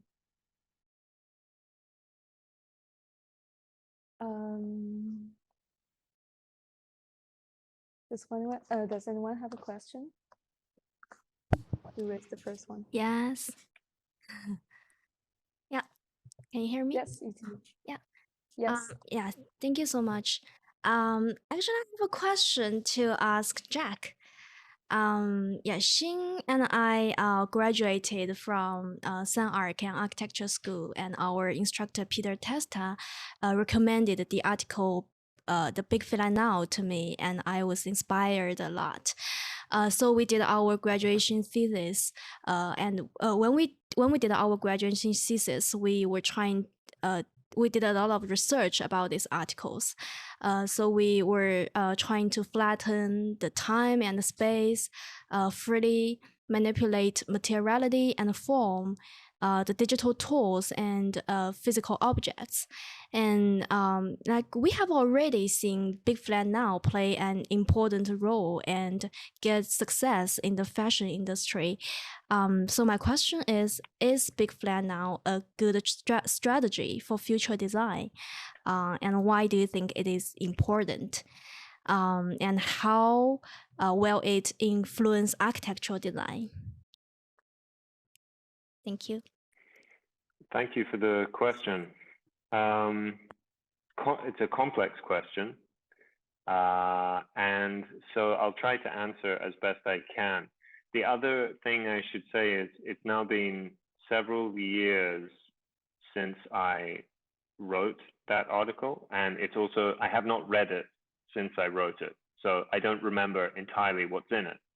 But the questions which I was asking myself at the time were to do with, you could call it the recycling of the past, but in a way it was the way in which, through things like an interest in vintage fashion, an interest in the imagery from recent years, the way in which they now have an active role in communication, and the way that the past becomes a direct material for the present, and the extent to which the future becomes very precarious and unknown. So the future becomes much shorter, and you end up in a very kind of extended present. But we were also talking about real time, and we were talking about the way in which the synchronization of all people to each other through these networks creates a kind of great flatness in networks, which gives us also the impression of it always being now, basically. I actually have come to the opinion that this is not so good. At the time, I was quite optimistic about the possibility of flattening culture, to say, well, you know, I had in my mind when I joined Twitter in 2009, I was able to write directly to the director of the Museum of Modern Art in New York. I was a student. I was living in social housing. I was very poor. I couldn't afford the bus. And then suddenly I'm talking and having a conversation with someone who is in a significant power position. And I imagine that this flatness creates this type of exchange where power hierarchies become weaker. But in the end, I'm not sure that that is what is happening. I think in a way, the flatness actually just conceals lots of inequalities in terms of who controls those. I'm thinking particularly of algorithms. You know, when I joined Twitter, all tweets were chronological, so it was uncontrolled. But if you think of TikTok, everything is hyper controlled. You see only what the algorithm wants to give you. And that actually damages this flatness. It makes it less flat. In terms of architecture, I think we could point to collaborative design tools, perhaps like some of the work that Shaun, Fred, and Lara were talking about. The idea of participatory design, which perhaps flattens the hierarchy. You know, the architect, which is an invention, as Fred and Lara were saying, you know, it's an invention of the 1500s in Italy. So it's a very particular culture and time. This figure is kind of seen like an artist and a hero, you know, the person who can save society through their genius. And I think maybe this flatness that we're talking about is beginning to say that the way to address spatial conditions is through collective and collaborative and participatory design. And these tools, these digital tools, make that possible in a way that previous design tools, I think, didn't make that possible. So sorry for the long answer. Thank you for your answer. I just add some comments based on your answer. So I noticed that you mentioned the Twitter was chronological order, and the TikTok is based on the algorithm. I remember Instagram was like a few years ago. It was purely chronological, but now if I scroll down, it always refresh to new posts. It seems that it calculates to have a best output, best advertising output for the company. And then you mentioned the power of architect and the participatory design. I think for the big flat now, how it influenced our design was more about the formal making. For example, if we were gonna build a skyscraper, we first have a massing form, and then we slice it by the floor height, and then we add the facade glazings. So it has hierarchy.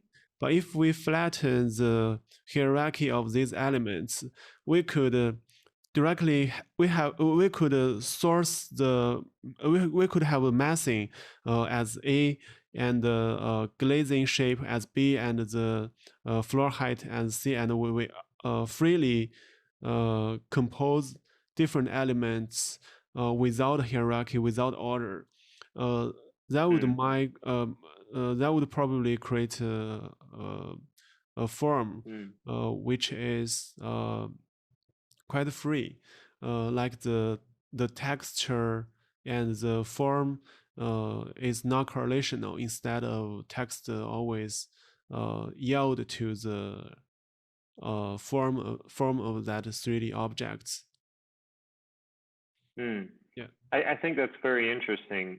I think this idea of feedback loops between different elements, so that in design there may not be a hierarchy, is very interesting. But my question always about formal innovation, let's say, is what effect does it have on the world? You know, for example, I can add ornamentation to any structure I design, but some ornamentation I add, but the question is why, right? Like some of the ornament that I might use is some spatial. So for example, in a house I designed last year, there was a column which was non-structural, but it was there in order to create a visual barrier between two spaces. And this for me is an ornamental column, even though it just looks very plain. Or is it communicating about a cultural condition or a financial condition, or what is this kind of innovation really pointing to? Because otherwise, I find it very difficult to make to take an opinion about why something should be one way and not another. Like why the floor height will be 2.4 meters and not 3.8 meters. I don't know how to make that decision if I don't know what the effect or what the purpose is. But I don't know if your own reflections on what I've just said and kind of flatness and purpose. I have another question. Do you think John Soane Museum is an example of the big flat now? Because from my point of view, that museum is like a cabinet of curiosities. It contains a lot of stuff from different edges and from different locations, and they bring all different stuff together into that one small space. So does it flatten the space and the time of those different objects? What do you think?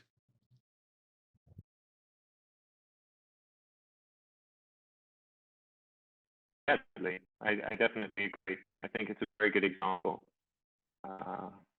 especially because the way that the objects are also without hierarchy. They basically are just put in the space wherever there is enough space.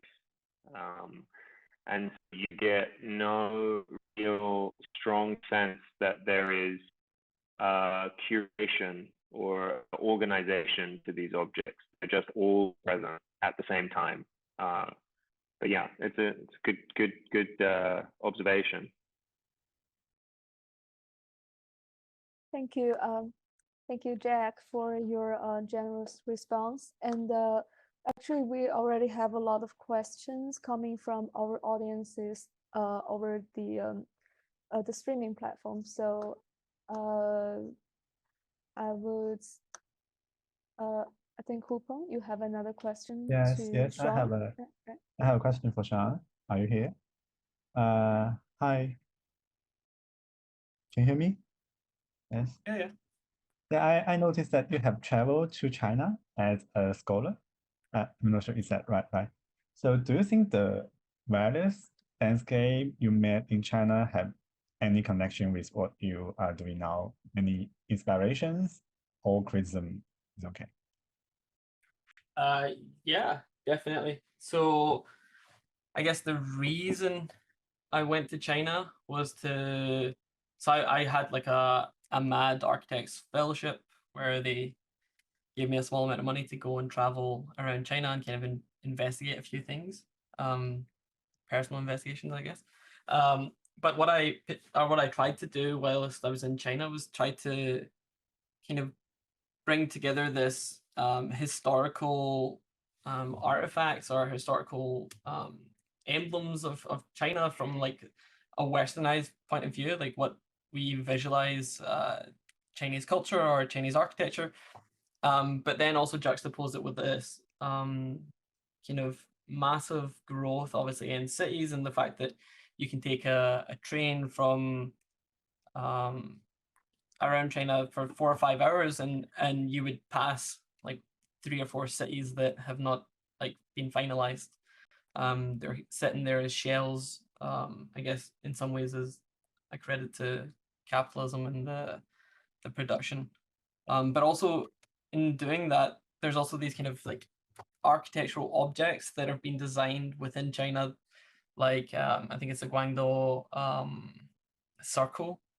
It's just like this big emblem, or like the replication of Paris, and there's this kind of weird consumerism, I guess, of like Western culture that or Western architecture in general that is like supplanted into small areas of China, which I think is particularly interesting because there's these kind of strange dead zones in quite a lot of ways. There's maybe a few people living there, and they're kind of like ghost towns in some ways as well, but particularly interesting just because of the architectural objects that appear as these very grandiose emblems, I guess, of certain towns or certain cities.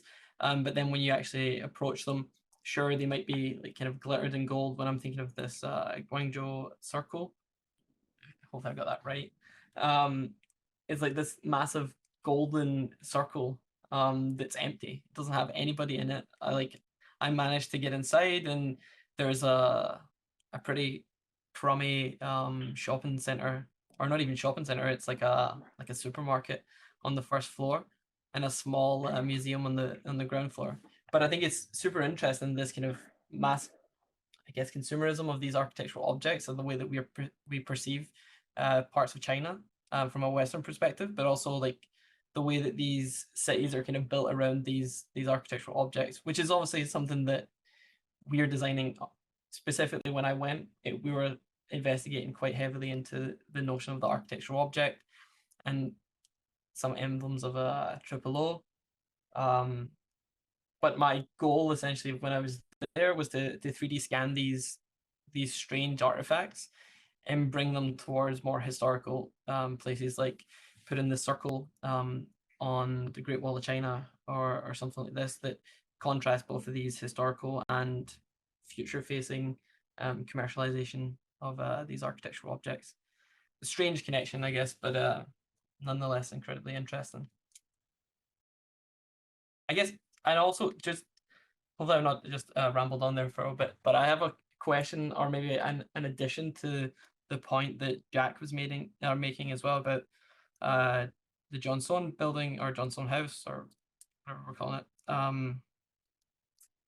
And I think one of the nice things that you spoke about is this idea that there's a flatness or a non-hierarchical ordering of ornamentation or artifacts that have been collected. But I guess the first thing that I thought of is, would that be the same as Amazon warehouse, where there's no correlation between organization from a human centered perspective?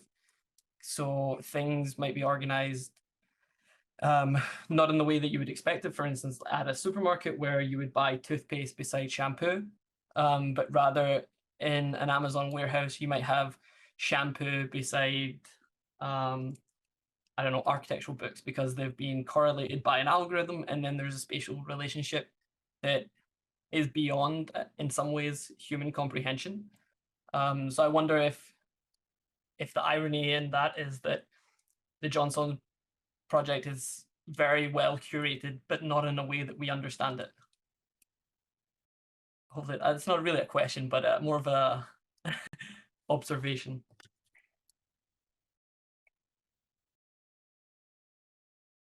Yeah, I mean, I think that the connection between Johnson and an Amazon warehouse is a very close one. Ultimately, the question of whether information or systems are legible is an important one, but it also has to do, I think part of moving into a kind of era of flatness is also the meaning or the systems no longer have to be understood by the person who is using them as part of their own creative process.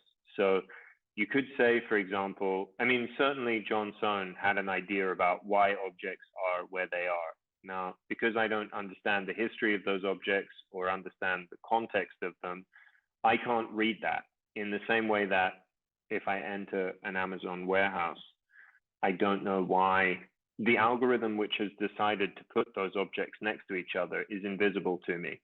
However, the objects are there, and therefore I will be able to create a connection out of it. And I think in terms of social media, I may not understand the origin of a photograph from the 1970s or the context of a car from the 1990s. But the two of those images next to each other immediately begins to create a space which is between it, which is the input or the inspiration for another layer of design. So in that sense, the ability to arrange, rearrange by coincidence or by intent, all sorts of different types of material, which is no longer categorized by any type of hierarchy, is in itself, I think, well, it's leading to some issues as well. I mean, one of the issues is it's not really possible anymore to escape trends because the material that's being presented to you is no longer random. Actually, it's now being curated by other algorithms. So what you think you're discovering, you're not discovering. But it is having another positive effect, which is that I think less and less we are asking or expecting to see things which are new. What we're interested in is whether things are relevant. And the difference between newness and relevance is newness is something that you've never seen before, and relevance is about something which has a meaningful communication to you today. It appears, it could be a very familiar object or image or piece of communication, but it appears at the moment which seems to contribute to your understanding of the world. And we see it more and more in fashion, that there is less newness and more relevance. And we see it also in, I mean, architecture isn't quite there yet. There's still an obsession, I think, with newness in architecture, which hopefully will move beyond soon.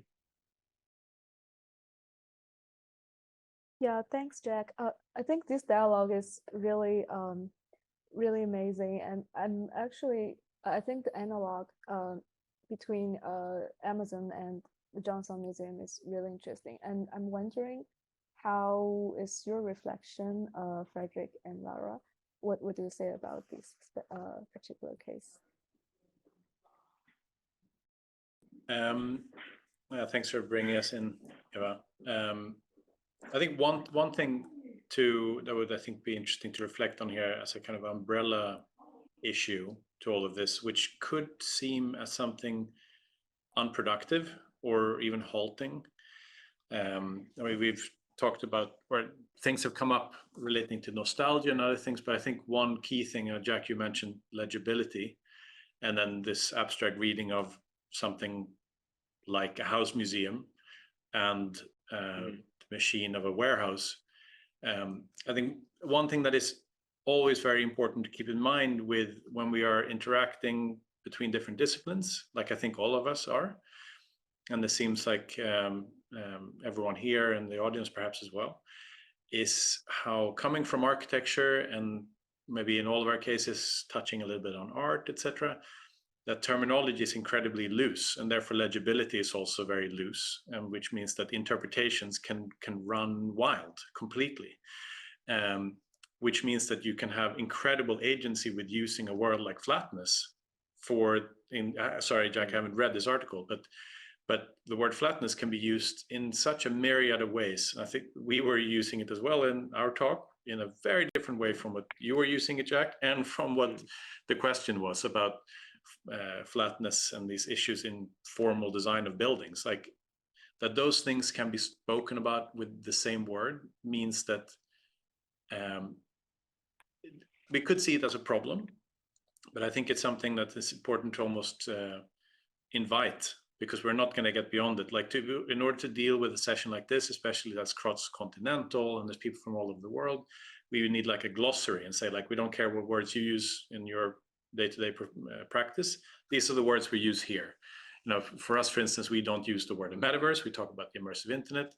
We interact a lot with the tech world, where you cannot really say architect because they think you're a technical architect, like a tech architect. Like literally, I don't know how many times it's happened when we've been in conferences, discussions, say I'm an architect. They go like, yeah, I'm also an architect. It's like, no, the other kind. And they go like, what other kind?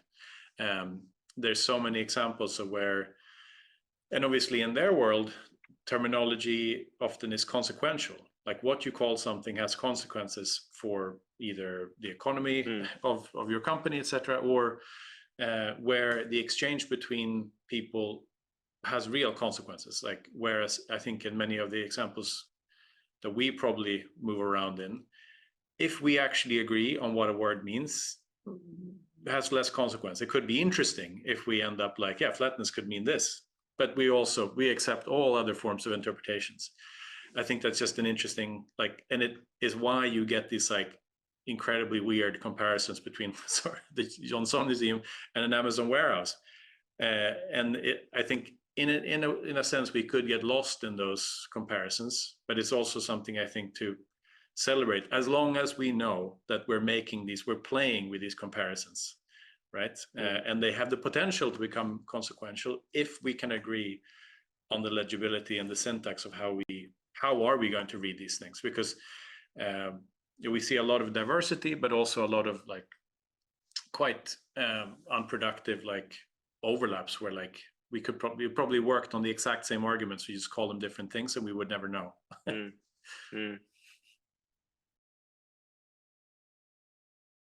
Yeah, exactly. I think it's actually like constructing kind of parallel of this terminology or like overlapping idea or concepts nowadays in the immersive internet is becoming quite, I would think it's quite interesting and inspiring on how we define the disciplines and how we actually see what we conventionally would regard it. Now we have another audiences to raise their questions. So, would you like to ask your question? Hi, Fredrik. Yeah. Hi, Shaun. Sincerely appreciate for your generous sharing to works and knowledge. I would like to ask that, do you think it would be a trend of architects to embrace digital art related to the good, especially in the context of China? And what would be your advice for young generation architects who deciding to switch their career from traditional architectural industry to digital?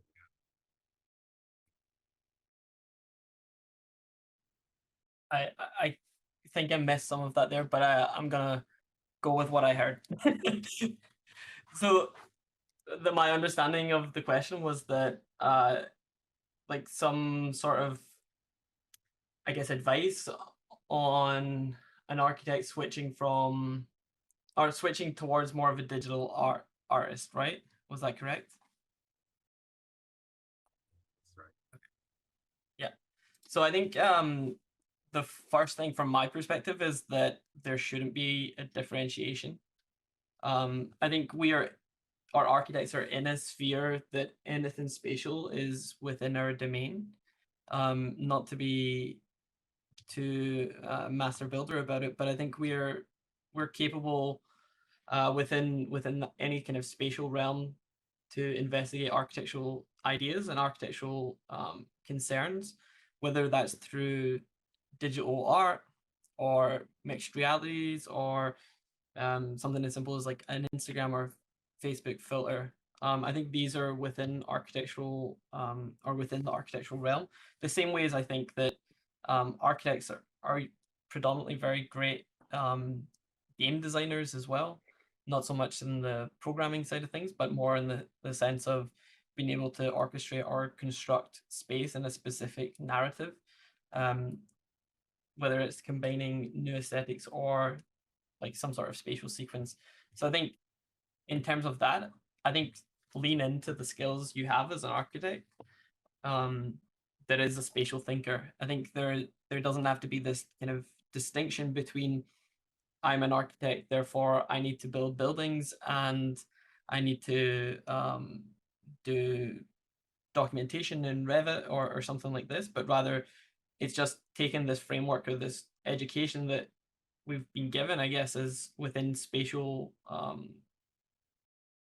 guess, design. I think that's the way that I would approach it in terms of how I would approach being a digital artist as well, is thinking purely spatial, because I think that's one thing that architects have as an advantage.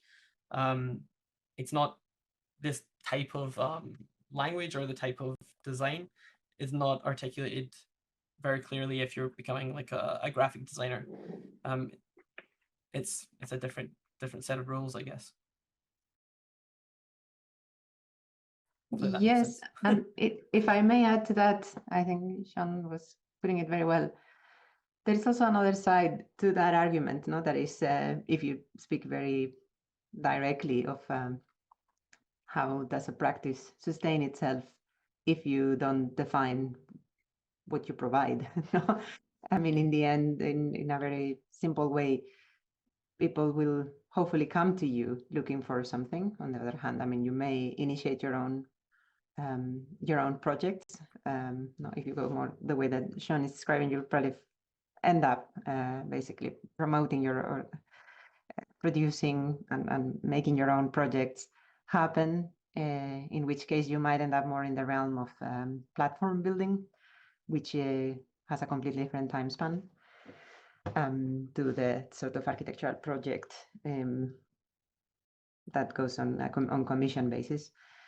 And on the other hand, if you would like to work with commissions, then I think you kind of have to sit yourself in one place that people can understand. Now, whether you can carve out that role for yourself, usually through media, through the way you make yourself be perceived and therefore be found. You might carve that role for yourself, but you still kind of need to define it. And this is coming from somebody who we've been trying really hard to not be pigeonholed, and in the end, maybe the answer is to be pigeonholed in 4 or 5 roles to maintain maybe that variety that some people is interested in, right? But I do think that even if roles and disciplines evolve quite at quite a fast pace, it's kind of professionally it is important in order to really move at the pace that you may want in terms of getting commissions and working on projects and so on. It is important to define that role in some way. So I think that's super interesting, because I think personally, I think that's one thing that I struggle with in terms of trying to describe myself as a single entity, whether I'm an architectural designer or an XR developer or any of these other kind of umbrella terms. I think the interesting thing for me, and I'm sure anyone that has freelanced or done any of these kind of commission-based projects, clients seem to find you and then project what they want from you. Sometimes, or from my perspective anyways, it's never been someone coming and saying, I've seen you do this, replicate it. It's more the client comes with an idea and then somehow expects you to fulfill that idea, whether it's within the realm of digital art or coding or building a video game or whatever. I feel like there's always the flexibility of being able to kind of take on roles. And I think it sounds like it's a super entrepreneurial thing, but I think it's like Richard Branson that said something like, if you get offered a job and you don't know how to do it, tell them yes, and then you'll figure out how to do it. So I think from that perspective, I think just being able to work flexibly and think flexibly about the way that you approach some of these things from that side of things, business side of things, I think it's fine to be open-ended, but I think you might, yeah, like Lara said, you might end up picking up more commissions if you're very specific. My comments are quite general and relate to how to approach your career. The first design problem of any designer, not just architects, is how to design yourself and how to design your practice, which could be your company or could be your public image. And so the way that I thought about this myself was I asked myself some very simple questions. Do I like to work in a team, or do I like to work by myself? Do I like to be the boss, or am I okay to be an employee? Do I want to work always in an office, or do I want the flexibility to work from home or in another type of place? How much money do I want to earn? You know, in my case, it sounds like a very banal, like not a creative question, but it's important, because if you want to have a family, if you want to own property, then you cannot choose certain paths. And so when I asked myself a lot of these questions, it began to make clear a kind of space where the types of companies I could work for, the types of jobs I could do. And then I started the next thing I did after that was I wrote my own biography. You know, these days, most people have, or many people have, a personal website or a professional website, and there's like a about page. And even if you haven't created the company, even if you don't know what you will do, even if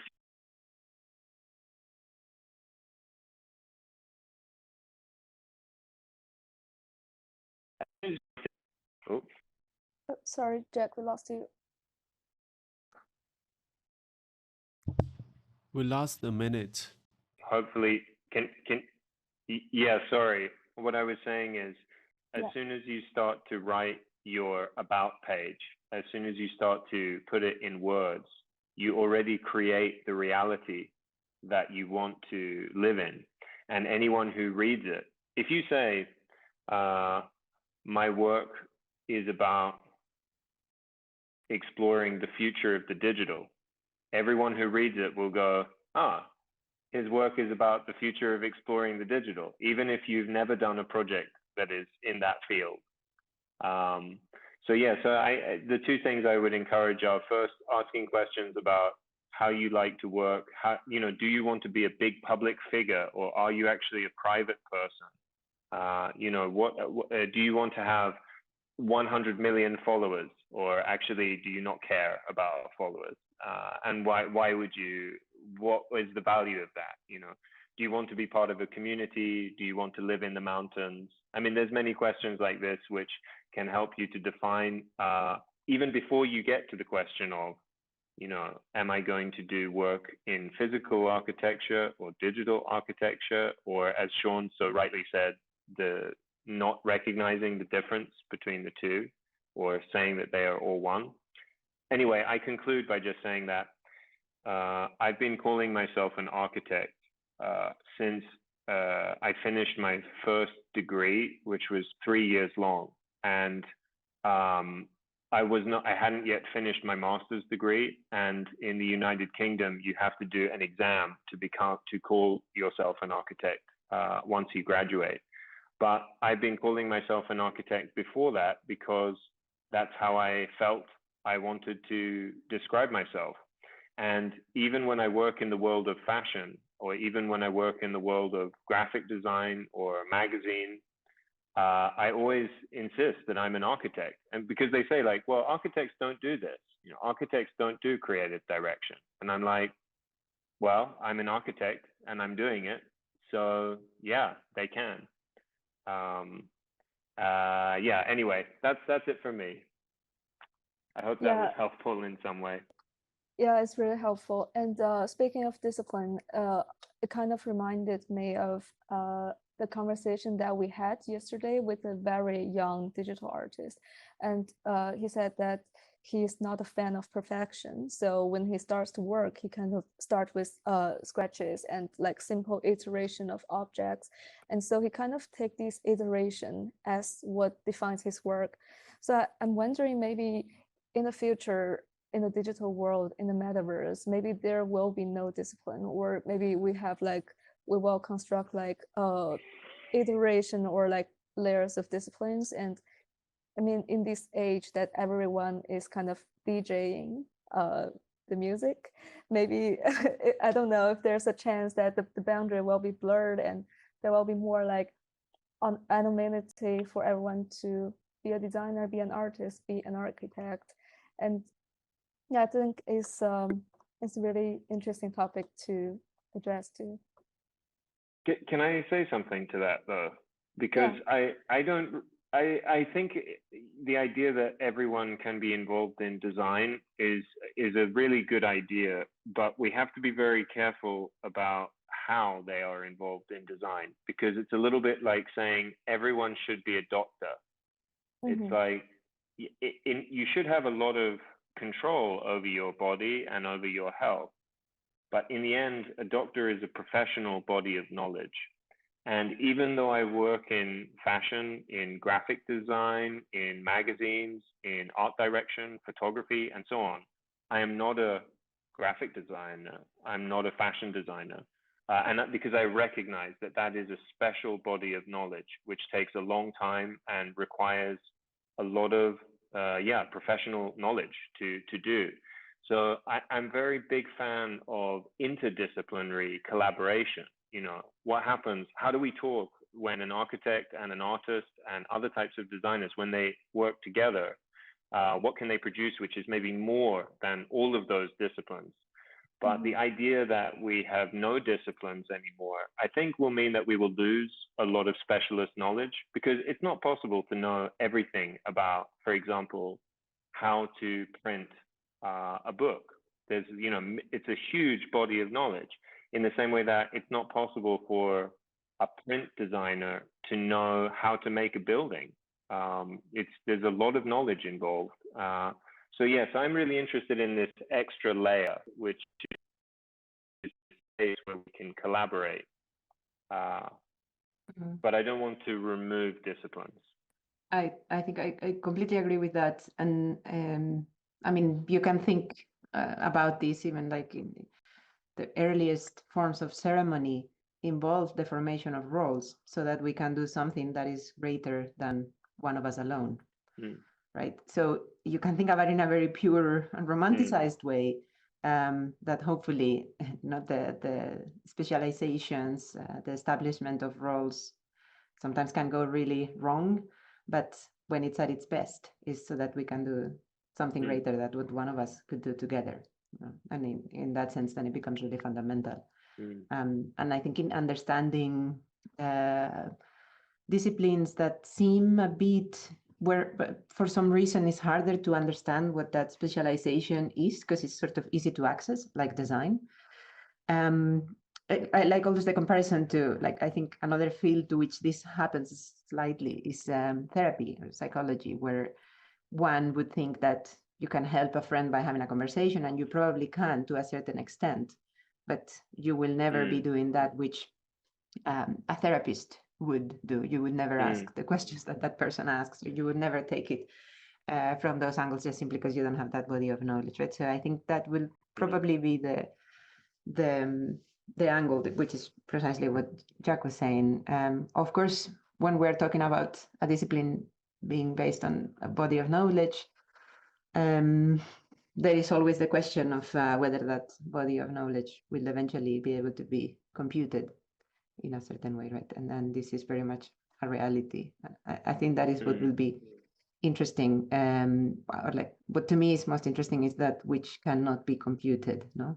Which takes you to the essence of what humans are good at, or what humans will remain to be good at. And maybe I'm jumping quite ahead, but I think that if you are always thinking about that, and applying that to yourself, like what is it really that I can offer that nothing else can offer, as opposed to creating the illusion of you being able to offer something that actually maybe everyone can do by themselves, then you will probably find a lot more of a sense of purpose in what you do.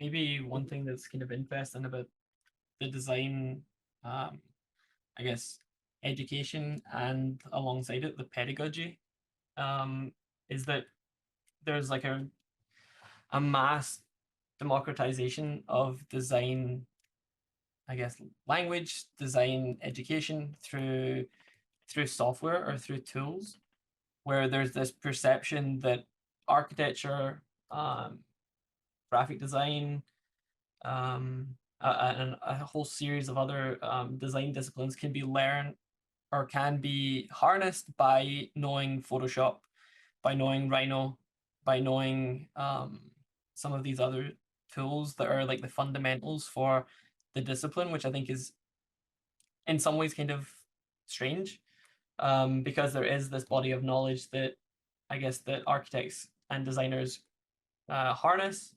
But I guess one thing that I was thinking about when we were talking about it there was the way that this body of knowledge is retained as like a repository. So if you just think from a purely like software engineering side of things, the fact that there's so many of these open source projects on GitHub or repositories of coding knowledge that basically through, I'm sure, a whole series of YouTube videos and projects yourself, you can actually become a software engineer or a developer. And I think there's this kind of perception that you can do the same with many of these design disciplines. And I think fundamentally you can learn quite a lot about architecture through YouTube. And I think in that way, there's a question though, is discipline really like as segmented as we think it is? And if it is, are we kind of clinging on to a hierarchy to feel important in many ways? because I kind of question whether that knowledge is so much more learned through higher education, or if I can learn by doing in many ways, the same way as a software engineer can without going to study computer science for 4 years. Not to put a... No, I think you're absolutely right. I mean, we shouldn't just say that all knowledge of a discipline or profession comes through university. It has a lot to do with, I would say, much more, you know, the role of university, if it has a role at all. Oh, hopefully you can hear me okay. Yeah. If university has a role at all, it's to provide a basis so that you can have a structure to how you interpret your experience. So a lot of people can gain a lot of experience of a discipline through experience, but sometimes that information is not necessarily very well structured. At least for me, the value of university is in the end nothing to do with content. It's to do with structure. So what I got out of university was the ability to make an argument, the ability to organize information, the ability to execute a project, how to understand these types of things. And then all the other knowledge I have is through experience. I think that's really, really nice, the way to look at it, because I think you're kind of, or what I got out of university is like being, or learning to learn, or learning, or teaching yourself, or teaching through an educator, the way in which you can learn yourself in many ways, because I think you're kind of fondering, or like you go on YouTube for sure, or you go on some articles online, or read the latest log or whatever.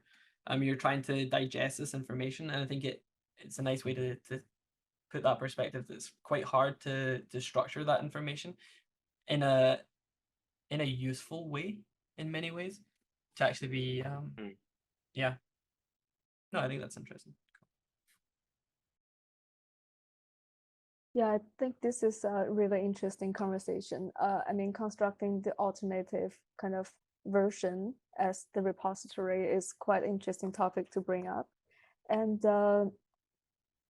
speaking of that, we have another question coming from our audience, and I will read this. There's no doubt that post-digital design should be a topic of far beyond time-space scale. But when we think about digital vision in the architecture or urbanism territories, we really cannot avoid scale. How do you think about the relationship between the object in this topic and scaling module in our original discipline?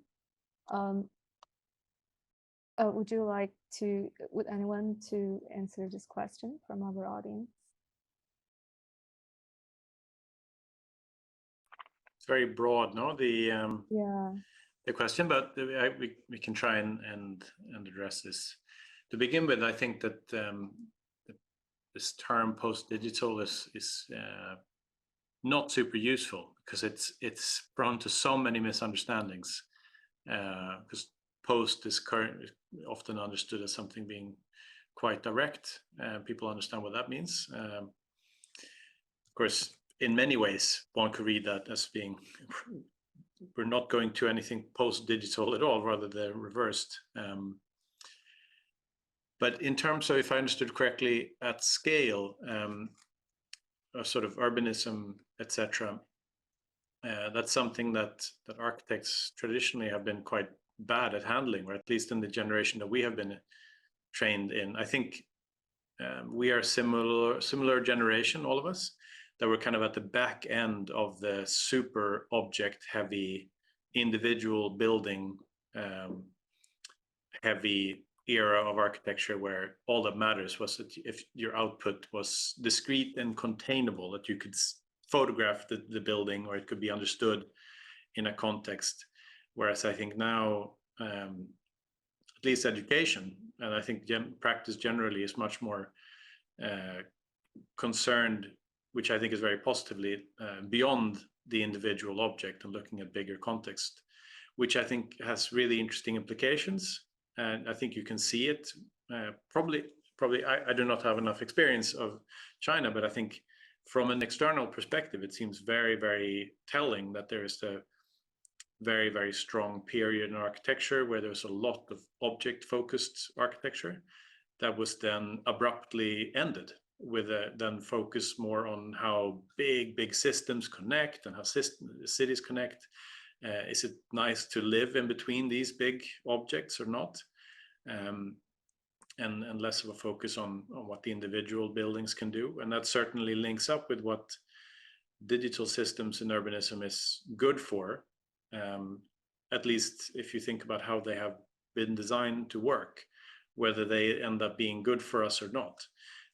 It's another question with tracking and monitoring, etc. That at the moment can be superficially seen as something positive for a lot of us, that you don't need to carry around cash, etc. Very, very simple things that we don't really ever think about, it, that you can magically get almost any vehicle to your location at any given time. These kind of large things that have much bigger implication than what the buildings happen to be doing. I mean, I think by and large there's been very little innovation in the object of architecture in the last 50 years or so. So certainly probably the development of digital twins will be the next big phase, but the vast majority in the next 50 years will have to do with that personal experience at that scale. And that's probably also why we see migration going away from this, like designing enormous skyscrapers that look like whatever random thing, and more towards how we actually use them, using them intelligently. I think also this links very interestingly to what Jack was saying earlier about newness. And if I understood you correctly, Jack, you were saying that hopefully this fascination with newness will be over soon in architecture. And I think that this is something that goes in waves that relates to big energy leaps or big stages in innovation.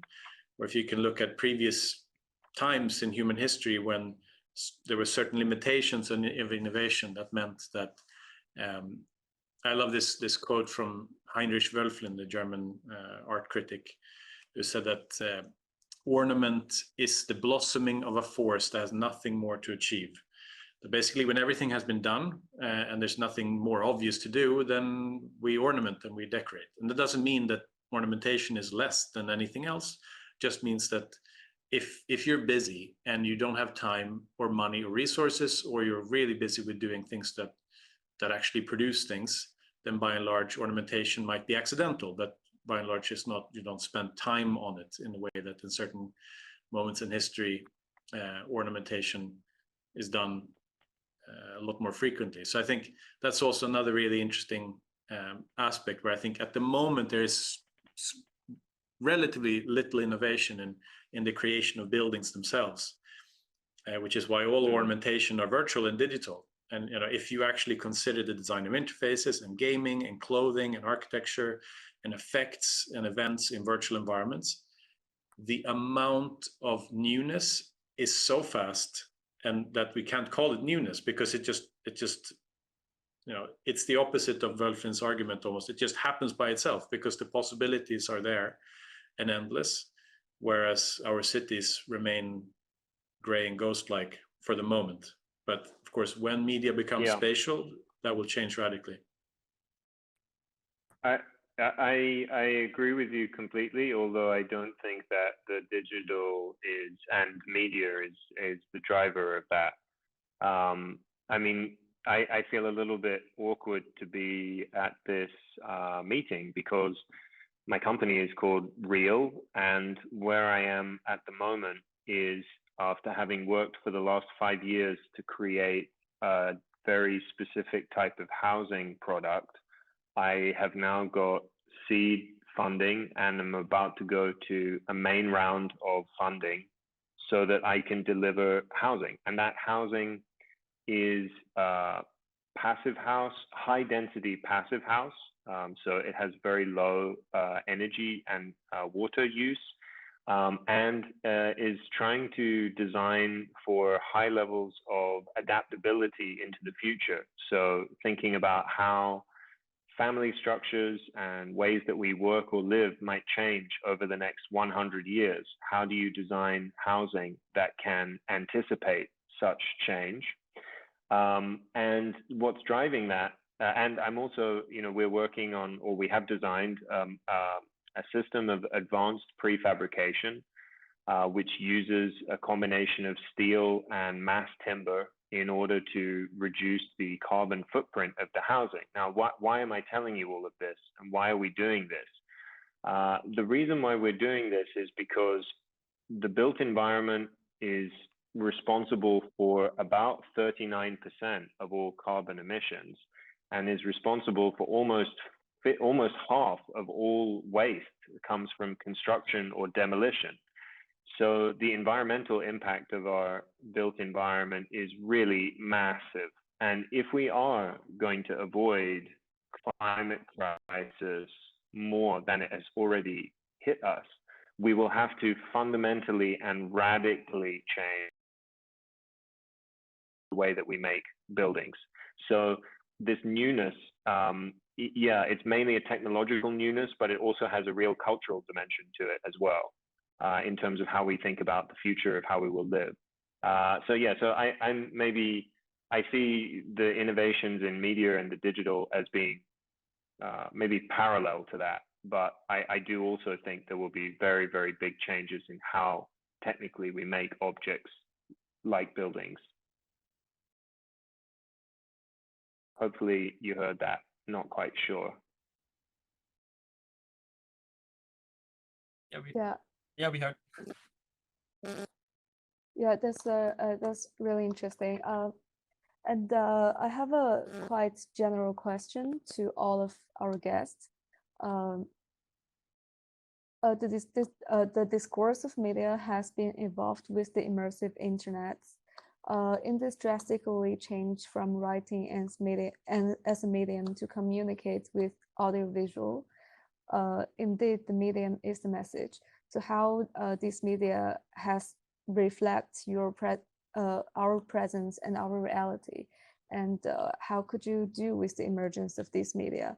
And speaking of the way you're kind of deliver your practice, all of you chose different medias to express yourself. And for example, Jack, speaking of his ambitions in housing, and he's also an architect, writer, editor, which he used language in the reading context to kind of perform his work. And Lara and Fredrik and McCallum, Shaun, and we see in their work that there's a diverse use of media, from film to 3D space and simulations, AR objects. So how did these kind of media affect the way you kind of express in your work, and how did you choose to use this media to reflect your idea?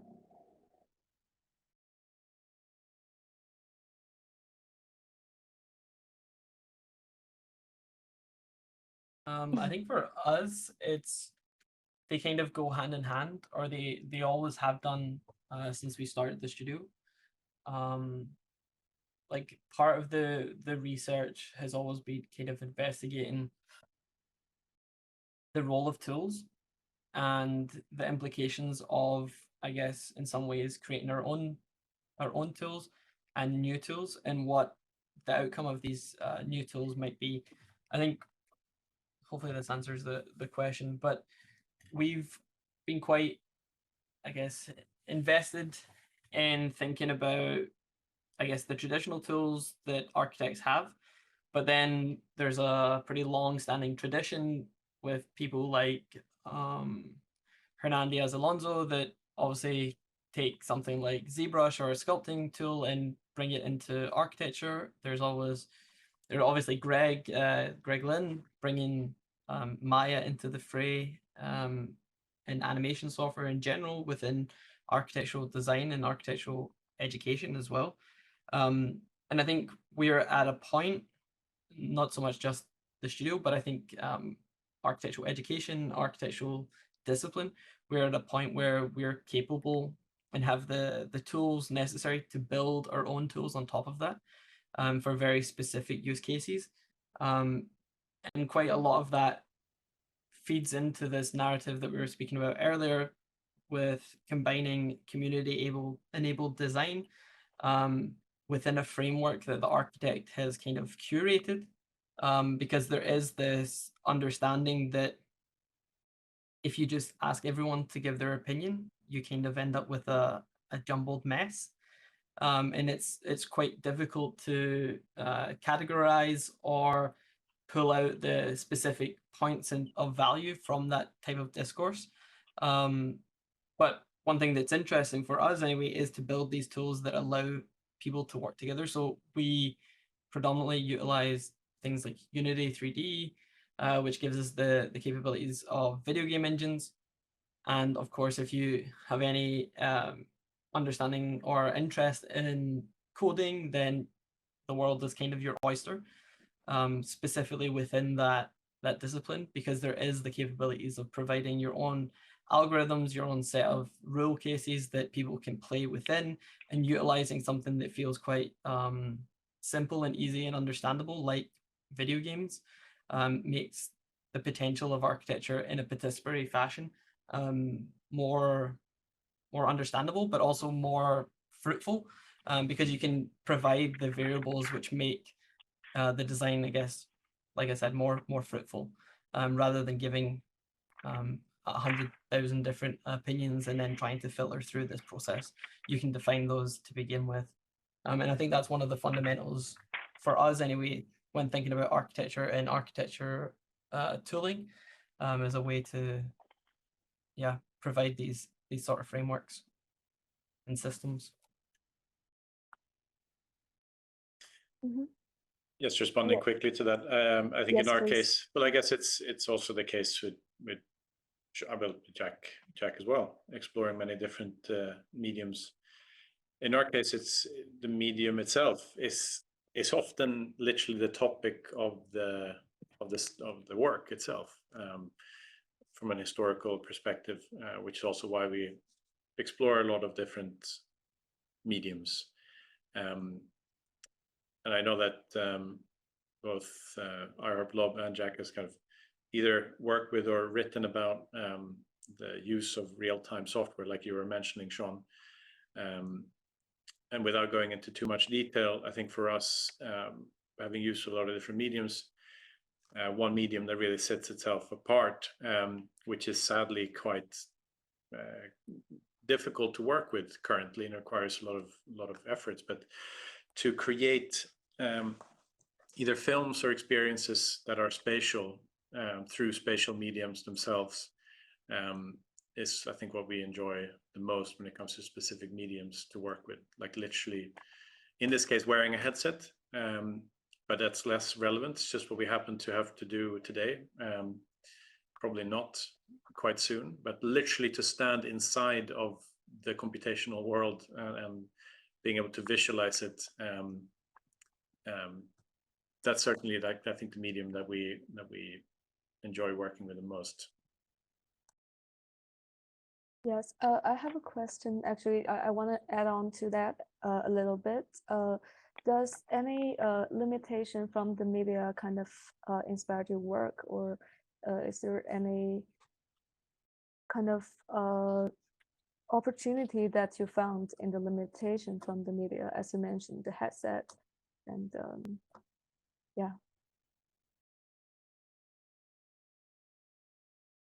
this is to. Yeah, constantly. I think it's generally very important to be aware that even if the tools you're using are mind-blowingly exciting, and you're in that kind of context where, like generally in creation of virtual spaces, gaming, films, whatever it happens to be, there's so many possibilities that it's hard to see the limitations of the tool.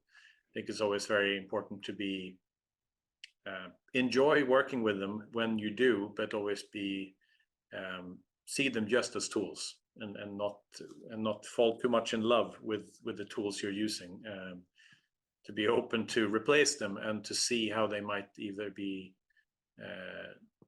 kind of inhibiting you in whatever you're trying to create, or that they are less collaborative than other tools, or whatever it might be. Because we see that, of course, again and again and again in different disciplines, that the medium itself becomes a kind of the bearer of what's either acceptable or respectable, and which systems they kind of tap into, etc. Yeah. Yes. Do you want to add to this, Lara? Jack, yeah. Yeah. I think in the beginning of this conversation, there was also a lot of talk about access to amounts of information and how that information is curated. It was, I think it's a nice closing maybe back onto that. And I think that the medium in which we are all practicing in one way or another is the reference library, no? Or the knowledge sets that we have access to. And I think that how you set that up for yourself ends up influencing so much the decisions that you make and the angles that you take on your work. So I think that is the bit that has the most, the greatest impact, both in terms of what it offers, no? Like what you choose to look at, how do you compose your library, but also how limited that might be. No? And as we're saying, like, I don't know, a couple of centuries ago, you would be limited by your ability to have access to things like books. And now you might be even more limited to your ability to see beyond what's on offer, or to see beyond what's curated in front of your eyes. No? And with that, defining what is the audience, like for whom are you working, and therefore defining purpose based on that. So I think there is where maybe, I think that's what has the greatest impact in anything that we do, beyond any kind of hardware or software, is that. Yeah. I would agree, and I would say that, of course, I work with words as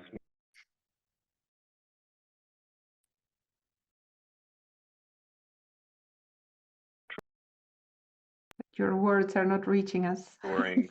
Oh. Okay, I'm back.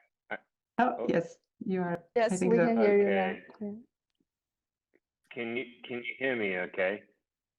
Yes, now yes. Yes, yes. Oh no, we lost him I'll completely. stop my video. Hopefully you can hear me better. Okay. Yeah, we No, can hear you now. Yes. Yes. Okay. So what I was saying was, you know, I work with words as much as I do images, drawings, and other forms of communication. And I'm very aware of the limit that words have. But the example I wanted to give was that most people who are listening to this probably speak Mandarin as a first language. And they have learned this tool, which is these English words. But in the end, you can learn all the English words, so many English words, but what do you want to say? So the tool of the language doesn't necessarily lead to a better or more precise outcome. And I think about that for all technology. You know,